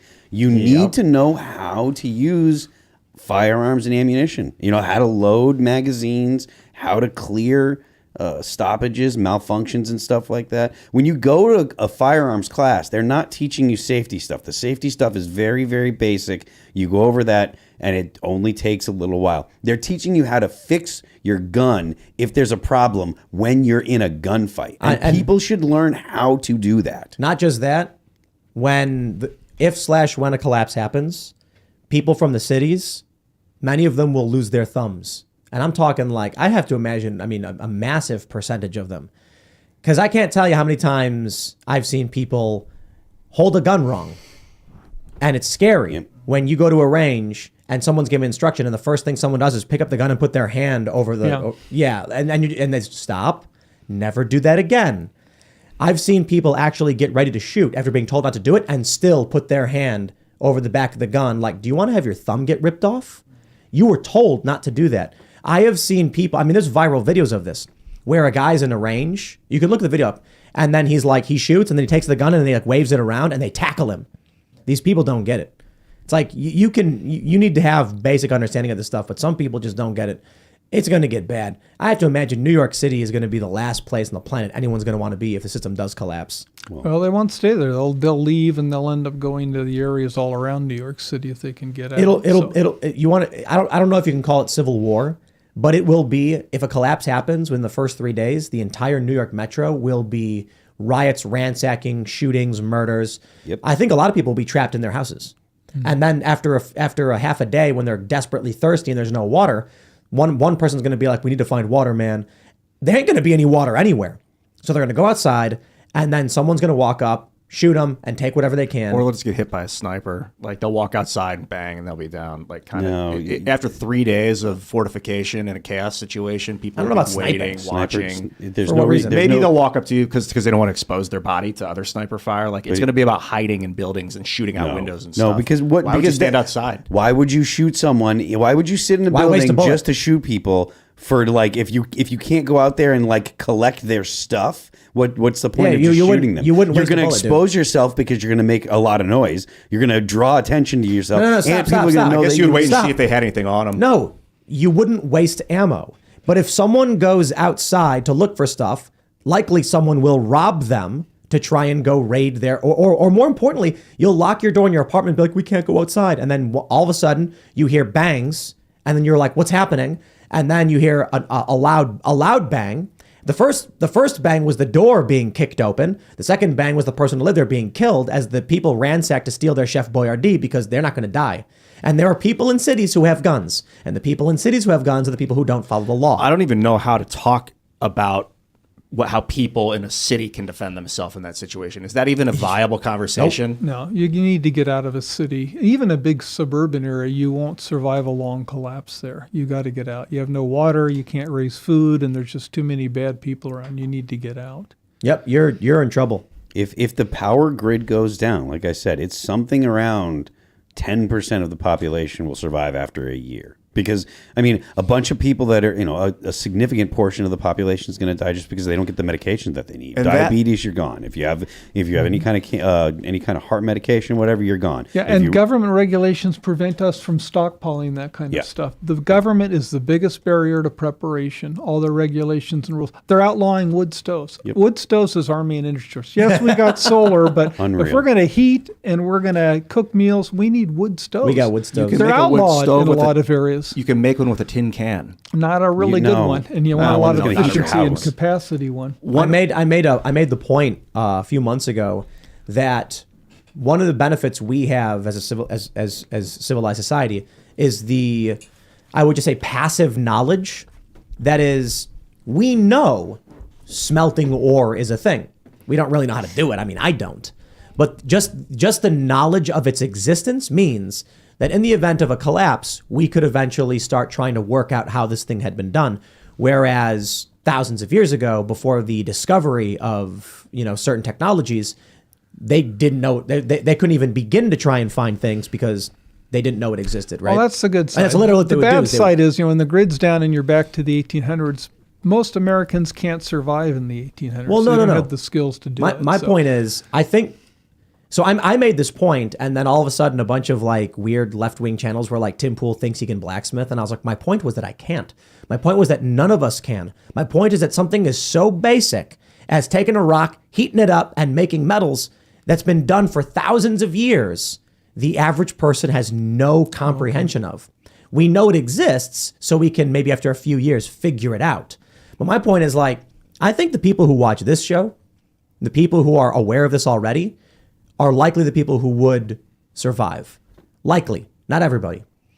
We're talking about 10% of the population, and when the power goes out, I'm willing to bet that it's 95% of people who watch shows like this. Well, you got to have a lot of people to do this. If you're going to survive in a remote area with marauders around, you have to have a lot of guards on duty at once. And I don't mean 2 guards. That's not a lot of guards. If you've got 30 people and you're hiding out in some rural area and you got 2 guards on duty at night, that means the 2 of us can take you out.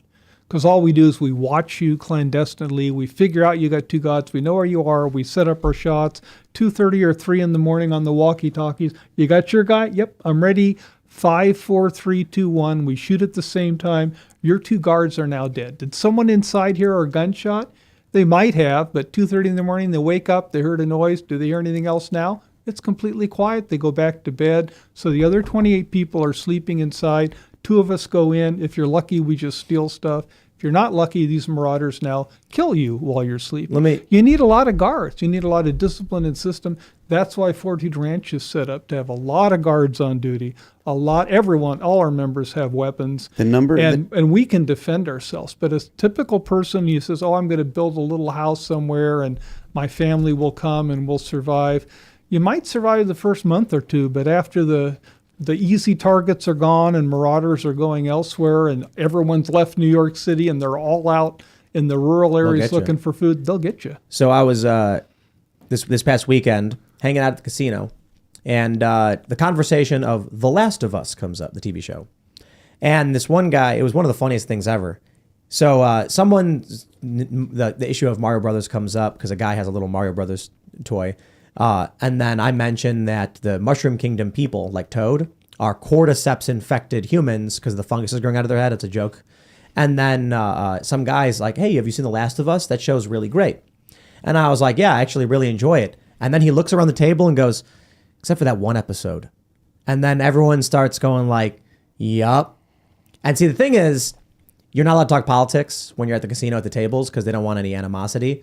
But there's an episode where there's a lot of gay sex in it.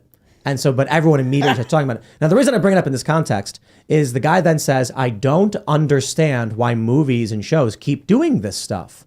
To me, it was actually astounding to hear because I've been talking about it for 10 years, why we're seeing more and more of this.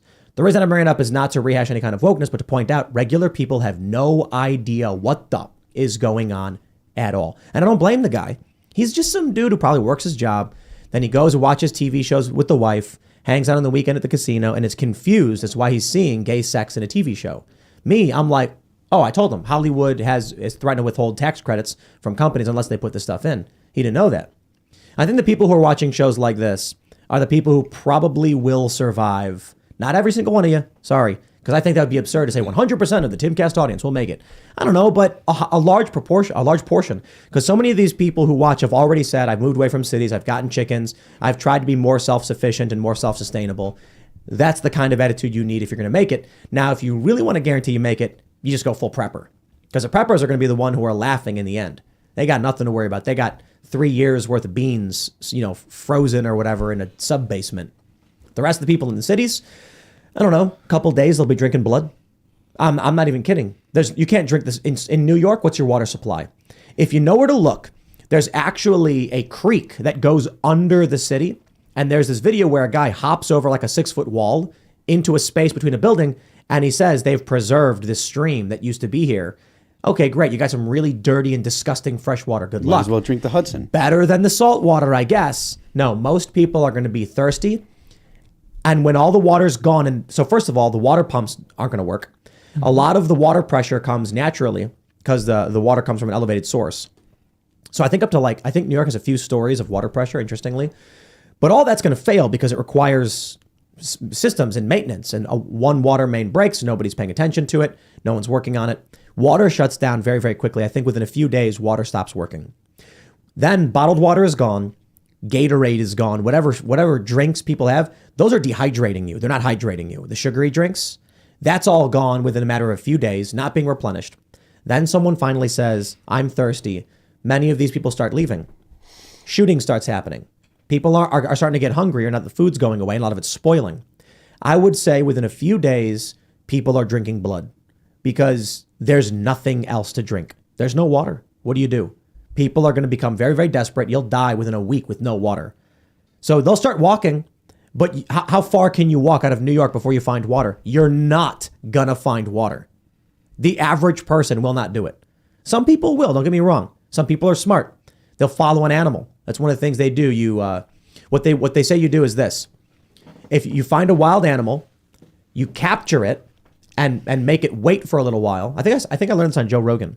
Then you release it and chase it down. And it will immediately go to its known water source. I think he was talking about how they find water in Africa. They catch a baboon and tie it up. Yeah, baboons. Once it gets really dehydrated, they let it go because they have a secret water source. And then it'll run full speed and you just follow it to the water source. Some people are smart enough because they listen to Joe Rogan. They'll know how to do that. The average person is going to go wandering around going, does anybody have any water? Does anybody have any water? It's going to be brutal. Buy guns and ammunition. Get out of cities. I mean, you can do a Or lot. fix the fucking world, man. Like I'm not satisfied leaving the world shittier than it was when I was born. That's not the issue, Ian. The issue is the world is an imperfect machine. I know, but I just saw you smiling when you were saying like how bad it's gonna get. I saw the smile on your face. It's not good. Oh, come on, man. That's disgusting. I'm not bad. Oh, I'm so happy. That's ridiculous that you would imply that. Well, you talk about like how fun it'll be to live in a van down by the river. Like it's not good. That stuff's bad. It's bad. I'm talking about enjoying rolling up my sleeves for a hard day's work and getting away from all this stuff. I'm not talking about anything good that comes from people killing each other to drink each other's blood. A good thing That's trying the to be nightmare done. scenario. A good thing that's trying to be done is that documentary I talked about, Grid Down, Power Up. It's not just a documentary about how bad and vulnerable electric system. David Tice, the producer of it, he's got a movement going to try to get people to pressure the politicians and the utility companies to harden our electric grid. We can harden our electric grid. It's not hard to do. It's really not that expensive yet. Some billions of dollars, but compared to the consequences, it's cheap to harden it. So Grid Down, Power Up is all about trying to get that done, to get people to fix one of our biggest vulnerabilities our electric system. As for pandemics, you can't stop H5N1 natural mutations. I think our intelligence community probably has been successful in stopping a lot of terrorists doing it. And I'm not going to get in details. I don't know them. I could speculate. That was my career. But I suspect there have been people trying to release H5N1 human contagious viruses, and our intelligence community around the world, they're very good at finding people like that. So we may have already shut some down. So government may be doing some good in that regard, but you're not going to stop this forever. You're going to have to deal with an H5N1 pandemic, and we should be preparing for it, which means huge stockpiles of food should be around, stockpiles of water, the ability to operate when bad things happen. That's what we should be working for. The government's got it for them. They've got Mount Weather, Site R, Raven Rock, all these great facilities to keep the top government officials alive. And they got to be warning the public, there are some bad things coming. We can't stop all of it. You need to be prepared to survive a collapse. And they're not doing that. They're dishonest. I'll tell you, I know everybody's heard me say it a couple times, but when I started promoting safeandreadymeals.com, emergency food stuff, this was right at the beginning of the pandemic, the market's collapsing, and a whole bunch of corporate press, leftist publications started making fun of the idea. How stupid are you to buy emergency food? How embarrassing. And I'm just going to be like... They're not doing that anymore. This was in This is in the Washington Post. Oh, wow. In the last few months. The preppers were right. This was in the Washington Post, Bloomberg News, kind of, left-leaning perhaps media. They've admitted the preppers were right all along. By the way, this is the picture on the front page. That's Fortitude Ranch, West Virginia. They showed our facility. Oh, yeah. We got no credit for it. They didn't list that this is jerks. Fortitude Ranch, West Virginia. And the thing people don't know, prepping is recognized as being good, but still the government isn't coming out saying H5N1 is a threat. You need to be prepared. And one of the reasons they don't want to do it is they don't want people buying guns, which you absolutely have to have, and especially military-capable guns with large clips, because you've got to deal with marauder threats. So they're not being honest, but even the left recognizing that you do need to be prepared. It was funny when the pandemic was starting and a bunch of liberals were lining up outside of gun stores, and there was a viral video of a guy. He said he was saying something like, "Stop coming to me and getting mad that I can't sell you a gun. You voted for these laws." So these California liberals walk in and they try to buy a gun. And he'd be like, "Okay, come back in a week and I'll let you know." And they go, "What do you mean? I need a gun now." And he goes, "Well, you can't have one. Yeah. You voted for this. It's what you wanted. Now you don't get one." Get a long gun chambered in 5.56. Get a handgun in 9mm. These are the most common calibers in the country. You need to know how to use these things. Go get training. Get food. It's not super difficult to do these things, and it's not super expensive either. But it's been a long time that a lot of people have been talking about the possibility of significant consequences or some kind of collapse or whatever. I know there was a bunch of people that bought their first firearm in 2020 during the summer of love and stuff. Get training. Just go out and do it. You're not going to regret it. It's going to be a couple afternoons or a couple days to get training. Just go out and do it. Someone said the judge, 45 cal and 410. And there's also the governor. I have the governor. Oh yeah, fired that thing. Yeah, with it's what is it, Smith & Wesson, I think. Yeah. It's chambered 45. If you use the moon clips, I think they're called, that you can do 45 ACP, 45 long, or 410. Yeah. Shooting 410 out of that thing, pretty That's how I like crazy. the judge. It's my snake gun. I got the 410 shells that there's a snake, but you got the 45 if it's a marauder. Earlier when I brought it up, they have buckshot with a slug behind it. The one other thing I agree rounds. with your two, but the third we use is the 12-gauge pump. Yeah, is also because especially if you're in your house or close quarters, and if you're not a good shot, and most people you're going to be scared. It's a lot easier to hit with the 12-gauge when you're shooting that than an AR. Also, guns can have flashlights now. Put a flashlight on it. A semi-automatic shotgun, I think, is better. The recoil on a pump shotgun is pretty intense. So a lot of people, when we would bring them to the range, they'd be like, "I'll do the shotgun." It's like, that's actually going to hurt you the most. You're better off doing something. We're trying to help people make it more affordable, so you can get a pump. Walmart's not selling them as much as they used to. You can still find some Walmarts that'll sell you a nice pump, Browning or something for $180. You can get a Remington 870 for less than $200, and they've been making that thing. Or a Mossberg 500, something like that. Those are pump shotguns, and they're super, super reliable. These types of firearms have been around. Most of them have been around for 70 or more years, 90 9mm has been around for decades and decades. 5.56 has been around forever and ever and ever. Same thing with 45. These are not newfangled things. The operating systems of all your firearms that you're going to buy, they're 100 years old. They're not. Yes. You can go and buy these things, While you still have the chance. Yeah. Might I recommend a Caltech KSG 25? Hey there. Holds 25 shotgun shells, 2 mag tubes, and it can switch between the two. Actually, I don't want to give anyone any advice on any of this stuff. I'm just going to tell you, I have one of these, and the reason I think it's really good is not only can it hold 12 shells per magazine tube, the ability to switch between the two. You got 12 in each, and then one round ready to go. Is that you can put in all one side bird, one side buck, and so or one rubber and one lethal. So you can flip the switch to the left, and then you're all non-lethal, and you can flip to the right, and now you're lethal. So I think that's actually tremendous versatility, but that's just me. 12 gauge is great.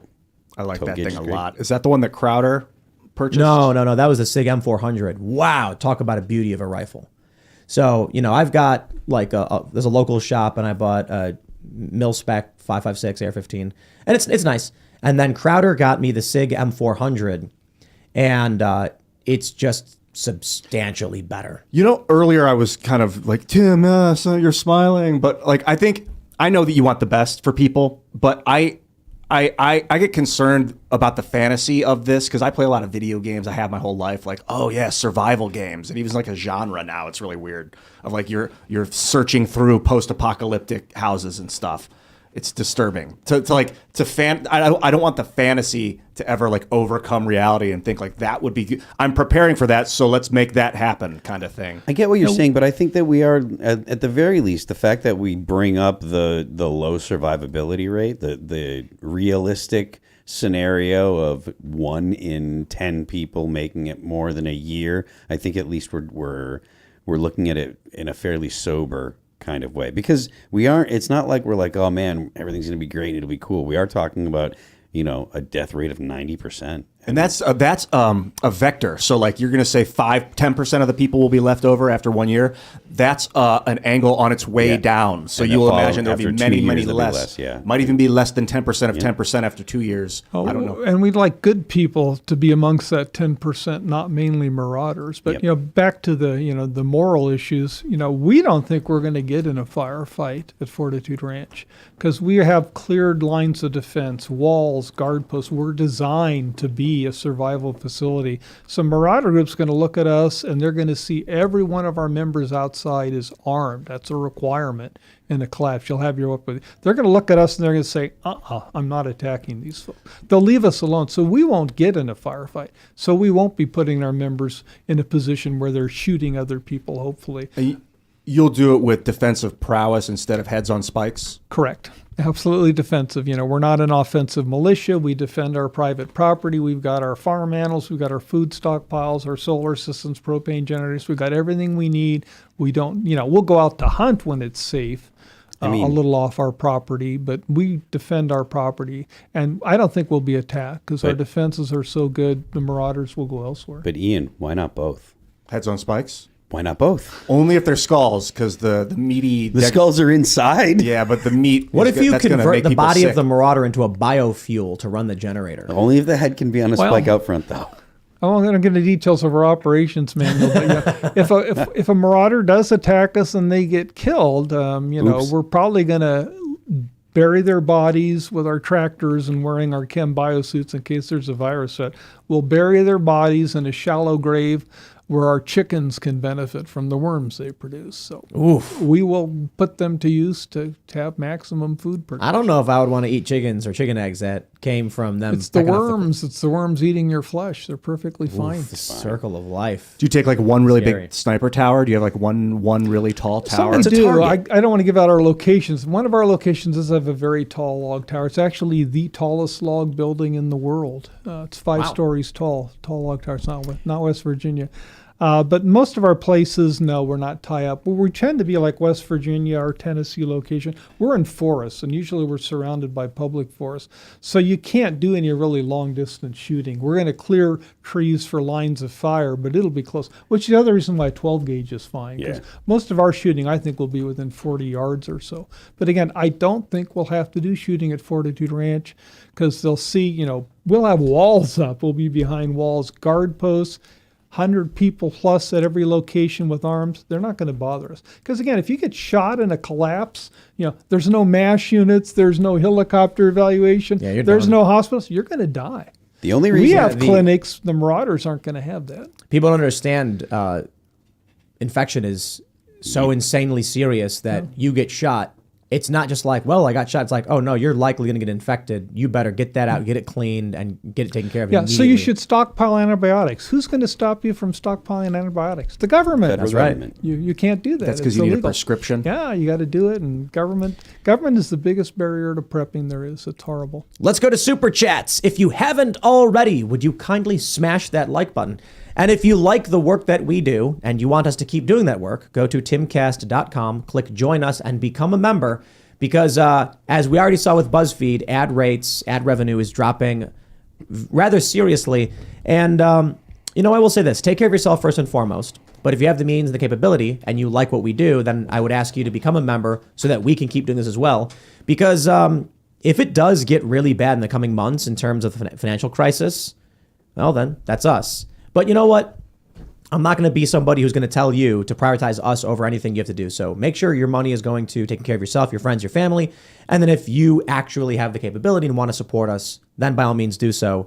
And we'll make it work on our own. As I mentioned, part of me is like, I wouldn't mind getting a van and going living down by the river. But if you like what we do, then support our work. All right. I'm not your buddy guy. Always the first super chat says, history repeats. Only faces and tech change. Summer of Love was our Kristallnacht. January 6th was our Reichstag. Socialists are on the march again with matching uniforms, symbols, and violent ideology. Yikes. Yeah. Oof. Sideway says, just learned today that my credit union has a DEI initiative. How worried should I be? I am going to take a look into our financial institutions. So we have a couple different ones that we use. One of them is a very local one, which I have the most confidence in. So, all right, let's grab some more. Raymond G. Stanley Jr. says, Tim, the Capitol show was top. Def worth a second watch. More, please. But of course, the SVB bailout happened, while still no bailout for the people of East Palestine, Ohio. No civil war, yes revolution, I agree. Yeah, I think we'll do more of the congressional shows. The issue is, what Matt Gaetz was saying is that Friday morning at 10 a.m. was when everybody did their last vote and they immediately fly out and leave. Nobody wants to drive an hour out of D.C., then back, then get on a plane at midnight. But he convinced Rep. Bishop to hang out. And so for us, it's like, dude, we will gladly take a drive down to the Capitol and do a show from congressional offices. That's amazing and fun. We'll just try and make sure the audio works next time. But because, 2 for 2. But it wasn't that bad, actually. I watched it back and it was just like, it was kind of weird. Something happened where we have the mics really close, but it was like the mics were hypersensitive. Well, do you want me to explain what it was? What was it? For everyone that's, giving me all this audio tips, like I don't know what I'm doing, like I'm not a professional. We were running a line out into a mic in, so that extra 6 dBs was really difficult to deal with, and just keeping the right distance from the microphone. Well, then maybe it worked sometimes, but it won't happen again. Needed to be pulled out or something. Yeah, potentially. Whatever. But it was fun. So we'll definitely do more. And then apparently we made a bunch of news because Bannon said something about Elon. Elon fired back and woo. All right. Raymond then says, Tim, these spot on guests lately, are you a Fed?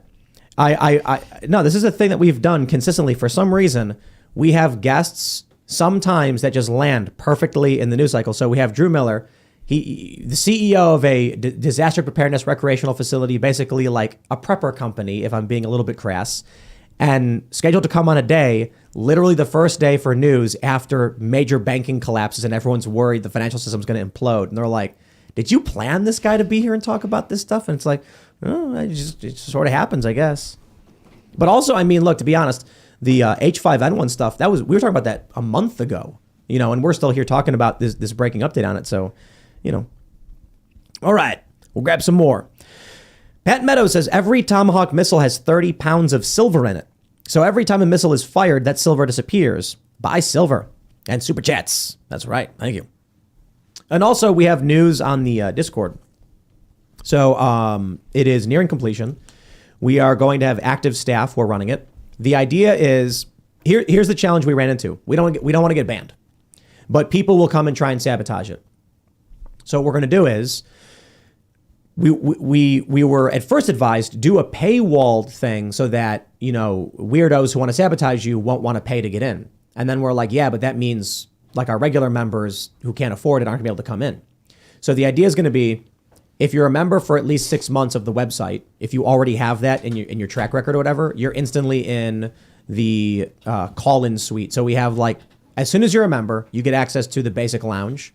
After 6 months, the door opens for the VIP lounge where you can ask to do call-ins and talk on the show. Or if you're signing up as a new member, it's $25 to instantly get access to that room, because we didn't want to make it just paywalled, but we didn't want to have it so there was no gate, because then people will come in and screw with us. And then we're going to do an elite membership club thing that we're trying to figure out, where it's like $100 a month for a VIP room, where we'll figure something out. I don't know. That just seems like a good idea, because the $100 a month one is going to be more like a club with more perks and benefits than just the lower tier rooms, like maybe even access to the club at the new coffee shop we're building, something all inclusive and community building and like something like that. But we'll figure it out. But we got to do all the development for it. So we've got to set it up so that it can integrate with the website. That stuff takes time, but I'm hearing good things about it being ready to go.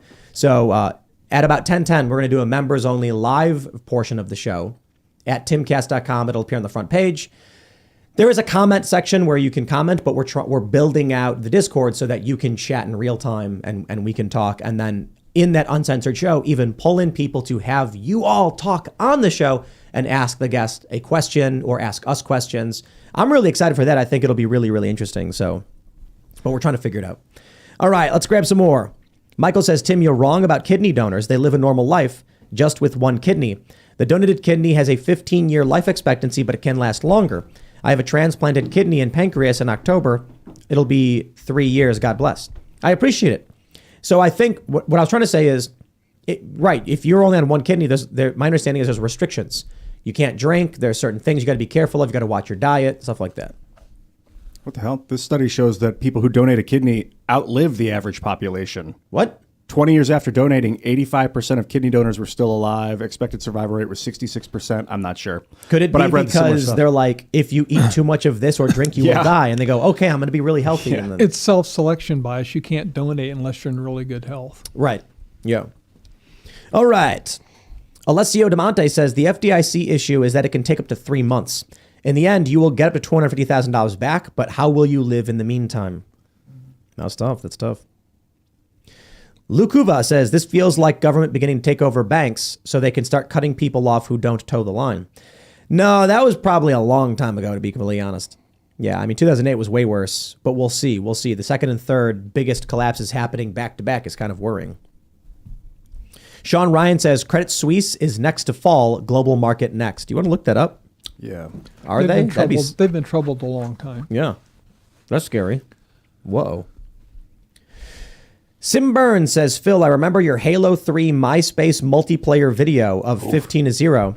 You're still a Halo legend before anything else to me. Remember Reach and OG Bungie? Oh, God, I love Halo. I love Halo. You ever play Destiny? I literally was playing Destiny right before I left the company. Oh, really? Oh, yeah. Lightfall is the new one that came out? Yeah. Really? Yeah. I played it when it first came out. I played it all through until what was the last one I played? The one where the darkness finally got released. Okay, yeah. Which one was that? I don't remember what it was called, but that was after they started doing the seasons and stuff. Yeah, it was the last one I played. Yeah, I think it's still worth your time. I mean, it does get a little too grindy. Where Destiny it's just one was better. Constantly doing the daily grind and stuff like that. But I like Destiny 1 better because the PvP was all slide shotguns. You would just slide and then boom, shotgun, and you'd take them out. And then in Destiny 2, they're like, we're going to nerfed it. Yeah, nerf the shotguns and make it more about your primary. And then it's like, I just play Overwatch, Well, man. and you can have 3 guns. In this one, apparently the other one you can only have 2 or something like that. No, you can always have 3. I never played Destiny 1. Light, special, and it didn't make sense in part 1 why something was special and why something was primary, but now they've kind of figured that out. Yeah, and now heavy weapon ammo and stuff. I don't know. I haven't played part 2 in a while, but Destiny was a really good game. It sucks because in the beginning there were fun things people discovered and they got rid of it all. Like you used to be able to go through walls using the Sparrow. And really? Yeah, and there were parts of the game world they had made that they didn't open, and we would go into these discontinued areas that like didn't get released, and it was fun. And then they would warn you like, we will ban your account if you keep doing this, and I was like, do it then. You don't get my money. I don't care. I'll make another one. It was fun. Now you can't do it anymore. It's such a bummer. I couldn't confirm anything about Credit Suisse except that its shares are at an all-time low as of like 15 hours ago. Hillbilly Clinton says, Tim, start your own bank. I already give you a ton of my money because I'm trying to fund the Timpire. I really do appreciate that. I think maybe Jeremy Boring needs to create his own bank. The Banking Wire. That's a good name, the Banking Wire. Yeah. Like, it's a good name. You know what I mean? The Banking Wire. Or Jeremy's Bank, I guess. I got to be honest, if Jeremy Boring started a bank right now, I would immediately move all of our corporate stuff right into it. I don't know that he could. John Rich is, though. So we should definitely look into that. One thing I'm really interested in, though, is all local stuff. So there are some local banks that are just West Virginia banks that I'm really interested in, and we are working with one. I would much rather see all of the money. Here's what I'm saying. When y'all give money to timcast.com as a member, that money doesn't just like go into pockets. It gets spent in West Virginia and MAGA country.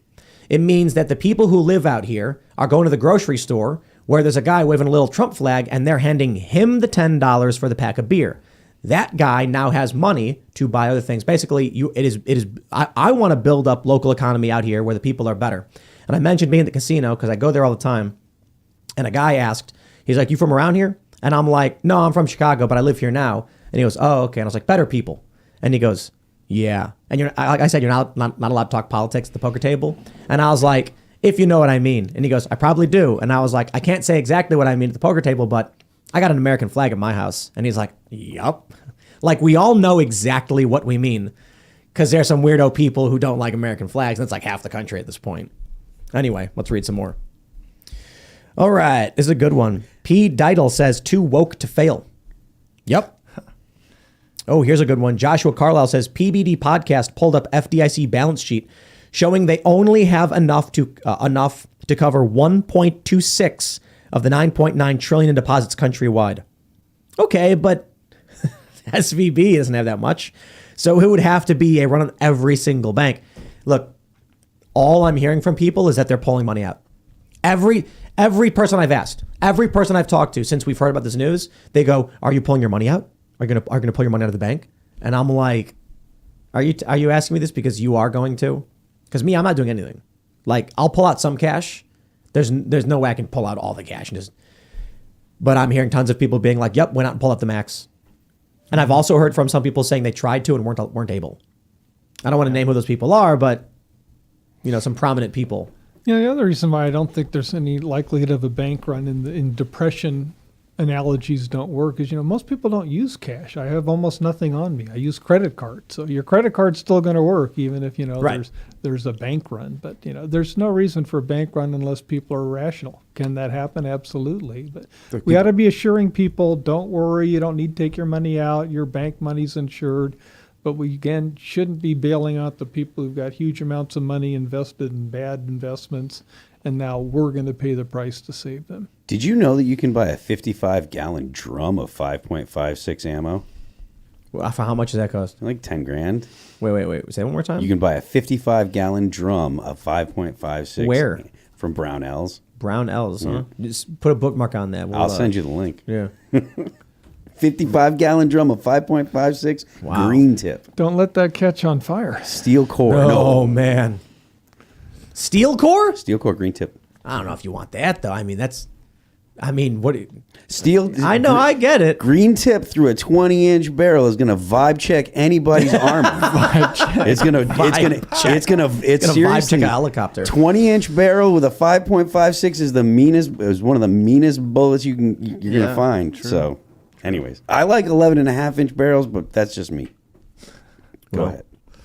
All right, Tim Sprague says, I started native homesteading for the modern day homesteader to buy and sell products. I started this because you told us to get out of the city. Very, very cool. Native homesteading. Yeah. I certainly recommend it. We've got a lot of work going on at the new property for the new headquarters. And we're trying to get a bunch of infrastructure built like internet, but the materials are all in short supply. So it's taking forever. It really has been crazy over the past couple of years. But I'm really excited. I'm really excited for the new HQ. All right, where are we at? Hayden75 says, is this the black swan event that could cause the collapse? No. A black swan event is something that can't be seen. We have watched this train barreling down the track since 2007 at least. Yeah. Yeah, but the average person doesn't. The average person is like, who's Joe Biden? And you're like, oh, heavens. And you can't, what do you do, man? What do we got here? We got another slide? Yep, black swan.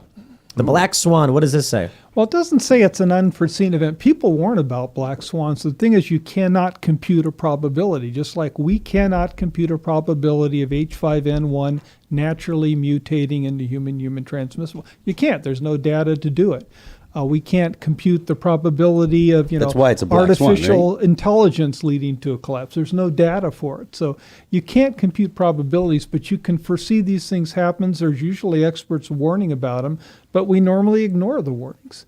And we're so focused on having statistics and probability and assuming it's a normal distribution. That's what Nassim Taleb wrote about in The Black Swan, that we're suckers for black swan events. So we need to pay attention to the warnings. Don't try to calculate a probability of an unforeseen event. It hasn't happened before. You can't calculate a probability.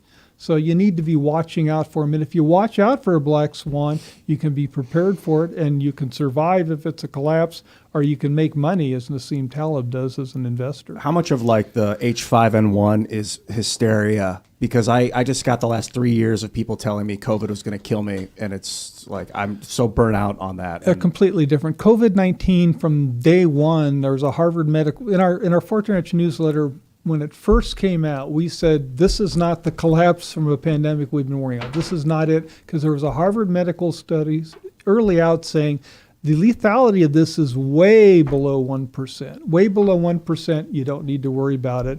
It's not going to stop people from going to work unless the government makes you do it. It's not going to cause a collapse. This is 60% lethal with H5N1 amongst humans. Now, when the virus mutates, that could change.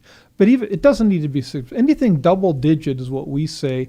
That's going to stop you from going to work. Because policemen, for example, if there's even a low 20% probability avian flu variant, if you go to work, it's not just a 20% chance you'll die.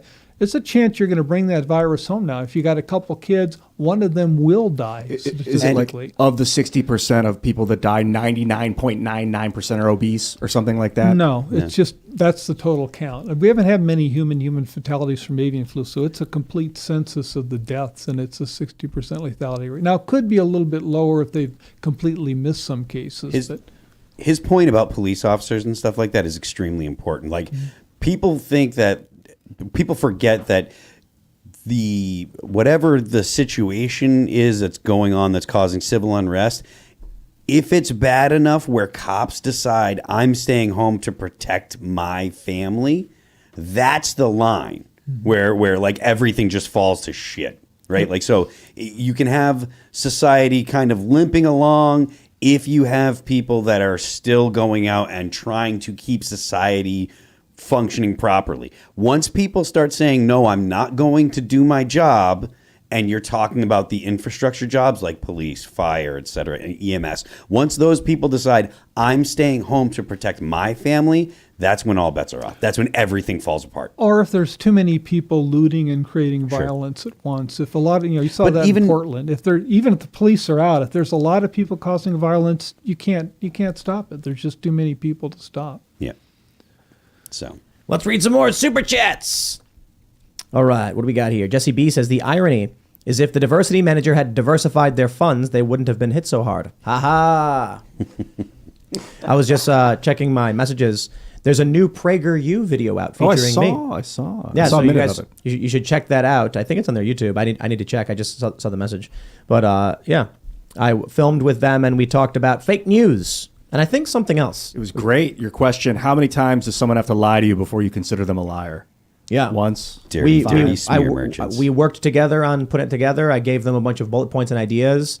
They wrote up like a bunch. They like framed it out for their video style, and then I came back, and then we went back and forth on writing out a script. It was really, really cool. Nice. Then I sat in a weird room, and there was a big screen behind me, and then I said a bunch of words from a teleprompter. It was fun. It was really good, though. Yep. All right.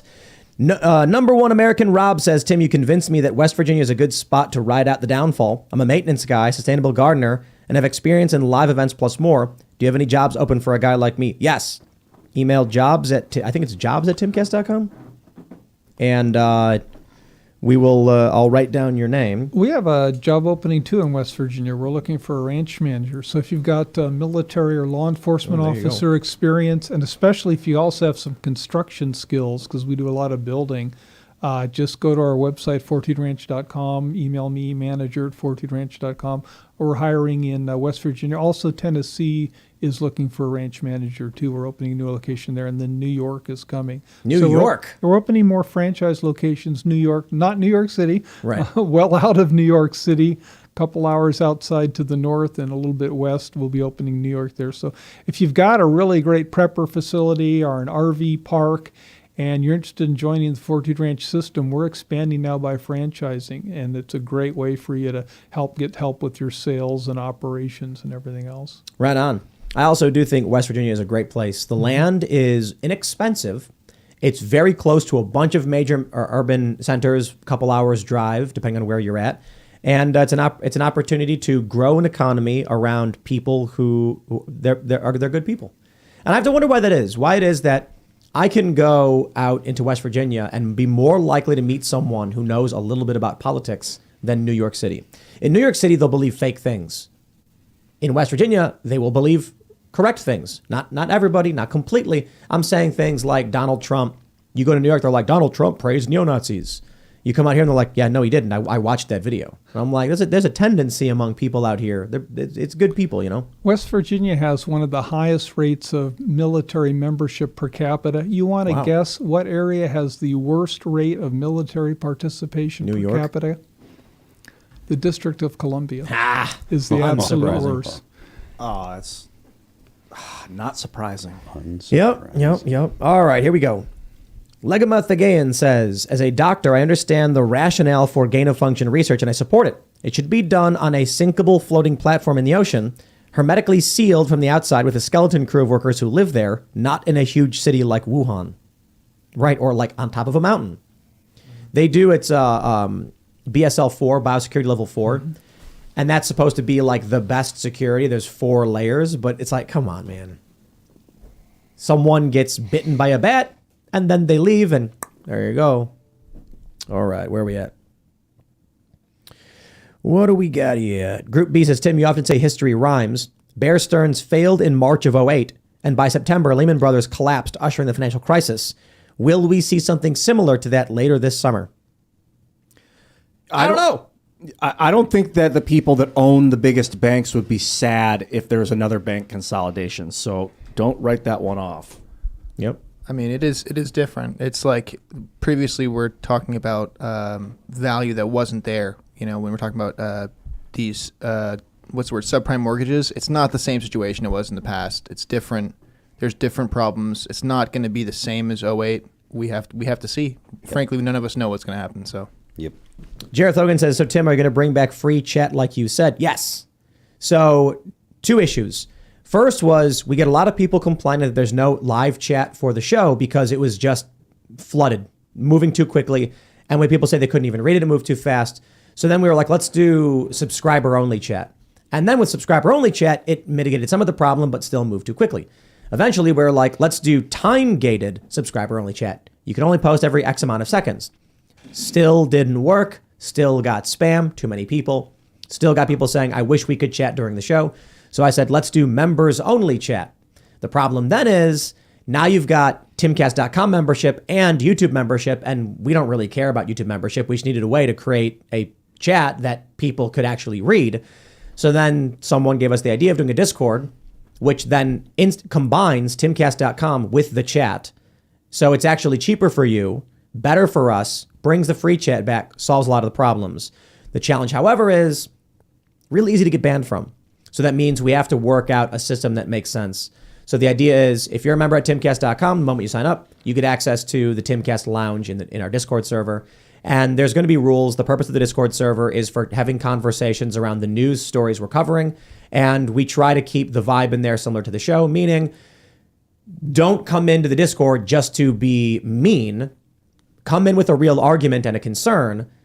And if your concern is an ideology or a lifestyle, make your approach argumentative and academic instead of just calling someone names, because we don't want that. That's not the level of conversation we want to have.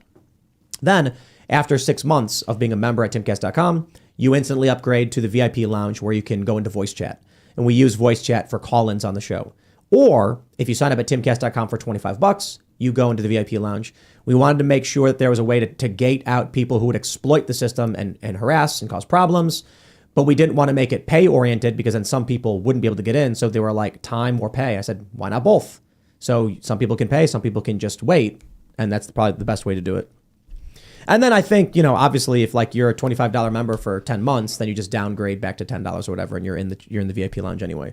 So you can just sort of pass the gate or whatever. I don't know. We're trying to figure it out, man. There's no simple answers. Obviously, I wish everything could be free and we could make money in other ways, but it's just not possible. We're not commies. We're capitalists. All right, where are we at? Let's get some more. Let's grab a couple more. TN says, second time I'm super chatting this. Look up Operation Hardtack. Low yield nuke delivered by balloon at 85,000 feet. It was a test for EMP effects. China sent a balloon to test the jet stream and our response. Woo. We talked about that before, I think. I'm pretty sure. It was in 1958. Send a balloon over with an EMP. Tony Ty says, great guest tonight, Tim. Well, I certainly think so. There you go. All right, let's grab a couple more. Here we go. Sanayo Charizme says, Tim, I work with U.S. Bank. Think it's a good idea to withdraw some funds before it hits them? Yeah, I have no idea. I'm not a financial guy. I can't give you any advice. I can only tell you that I don't think people going on TV and saying everything is fine is going to convince anybody after 2008. And I mean, that's a challenge. You go on a show like this and say the end is nigh, get your money, and then you cause the collapse. Yeah. You come on the show and lie, everything's fine. And it's just like, who's going to believe you? So the real answer is, look, man, you make a decision for yourself. I ain't going to tell you what to do. I'll tell you what I'll do. Move out of cities, get some chickens, get some emergency food. Because if in the end nothing happens, I got some food and I got some chickens. Sounds like a good life. And then if it really is the worst case scenario and the collapse happens, I am thankful I have food and chickens. That's just me. All right, what do we got? Manipple says microtransactions are great. More paywalls. Well, we're trying to reduce the paywall. We'll have the free chat on YouTube and then the Discord chat for members. That way, this works. We want to create more things that members get so that your $10 goes further instead of just the uncensored show. So you'll get both. How about that work? How about that? All right. That's a hot take. All right. Fire Sky says, what about Gilded if Discord doesn't work out? I guess that's Roblox or something. Yeah, Gilded is Roblox. So it's probably, we were told it was worse. Yeah, potentially. All right, last one. Daniel says, I know Discord chat is already in development, but would it be possible to use Gilded instead? Pretty much the same thing from my limited look. But we heard that the censorship is actually worse.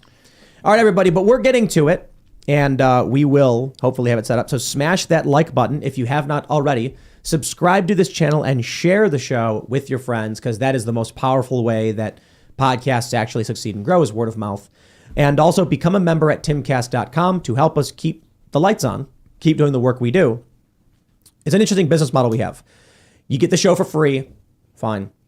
And then we hope that some people like the show enough that they're going to pay $10 a month for the after show, and that funds everything.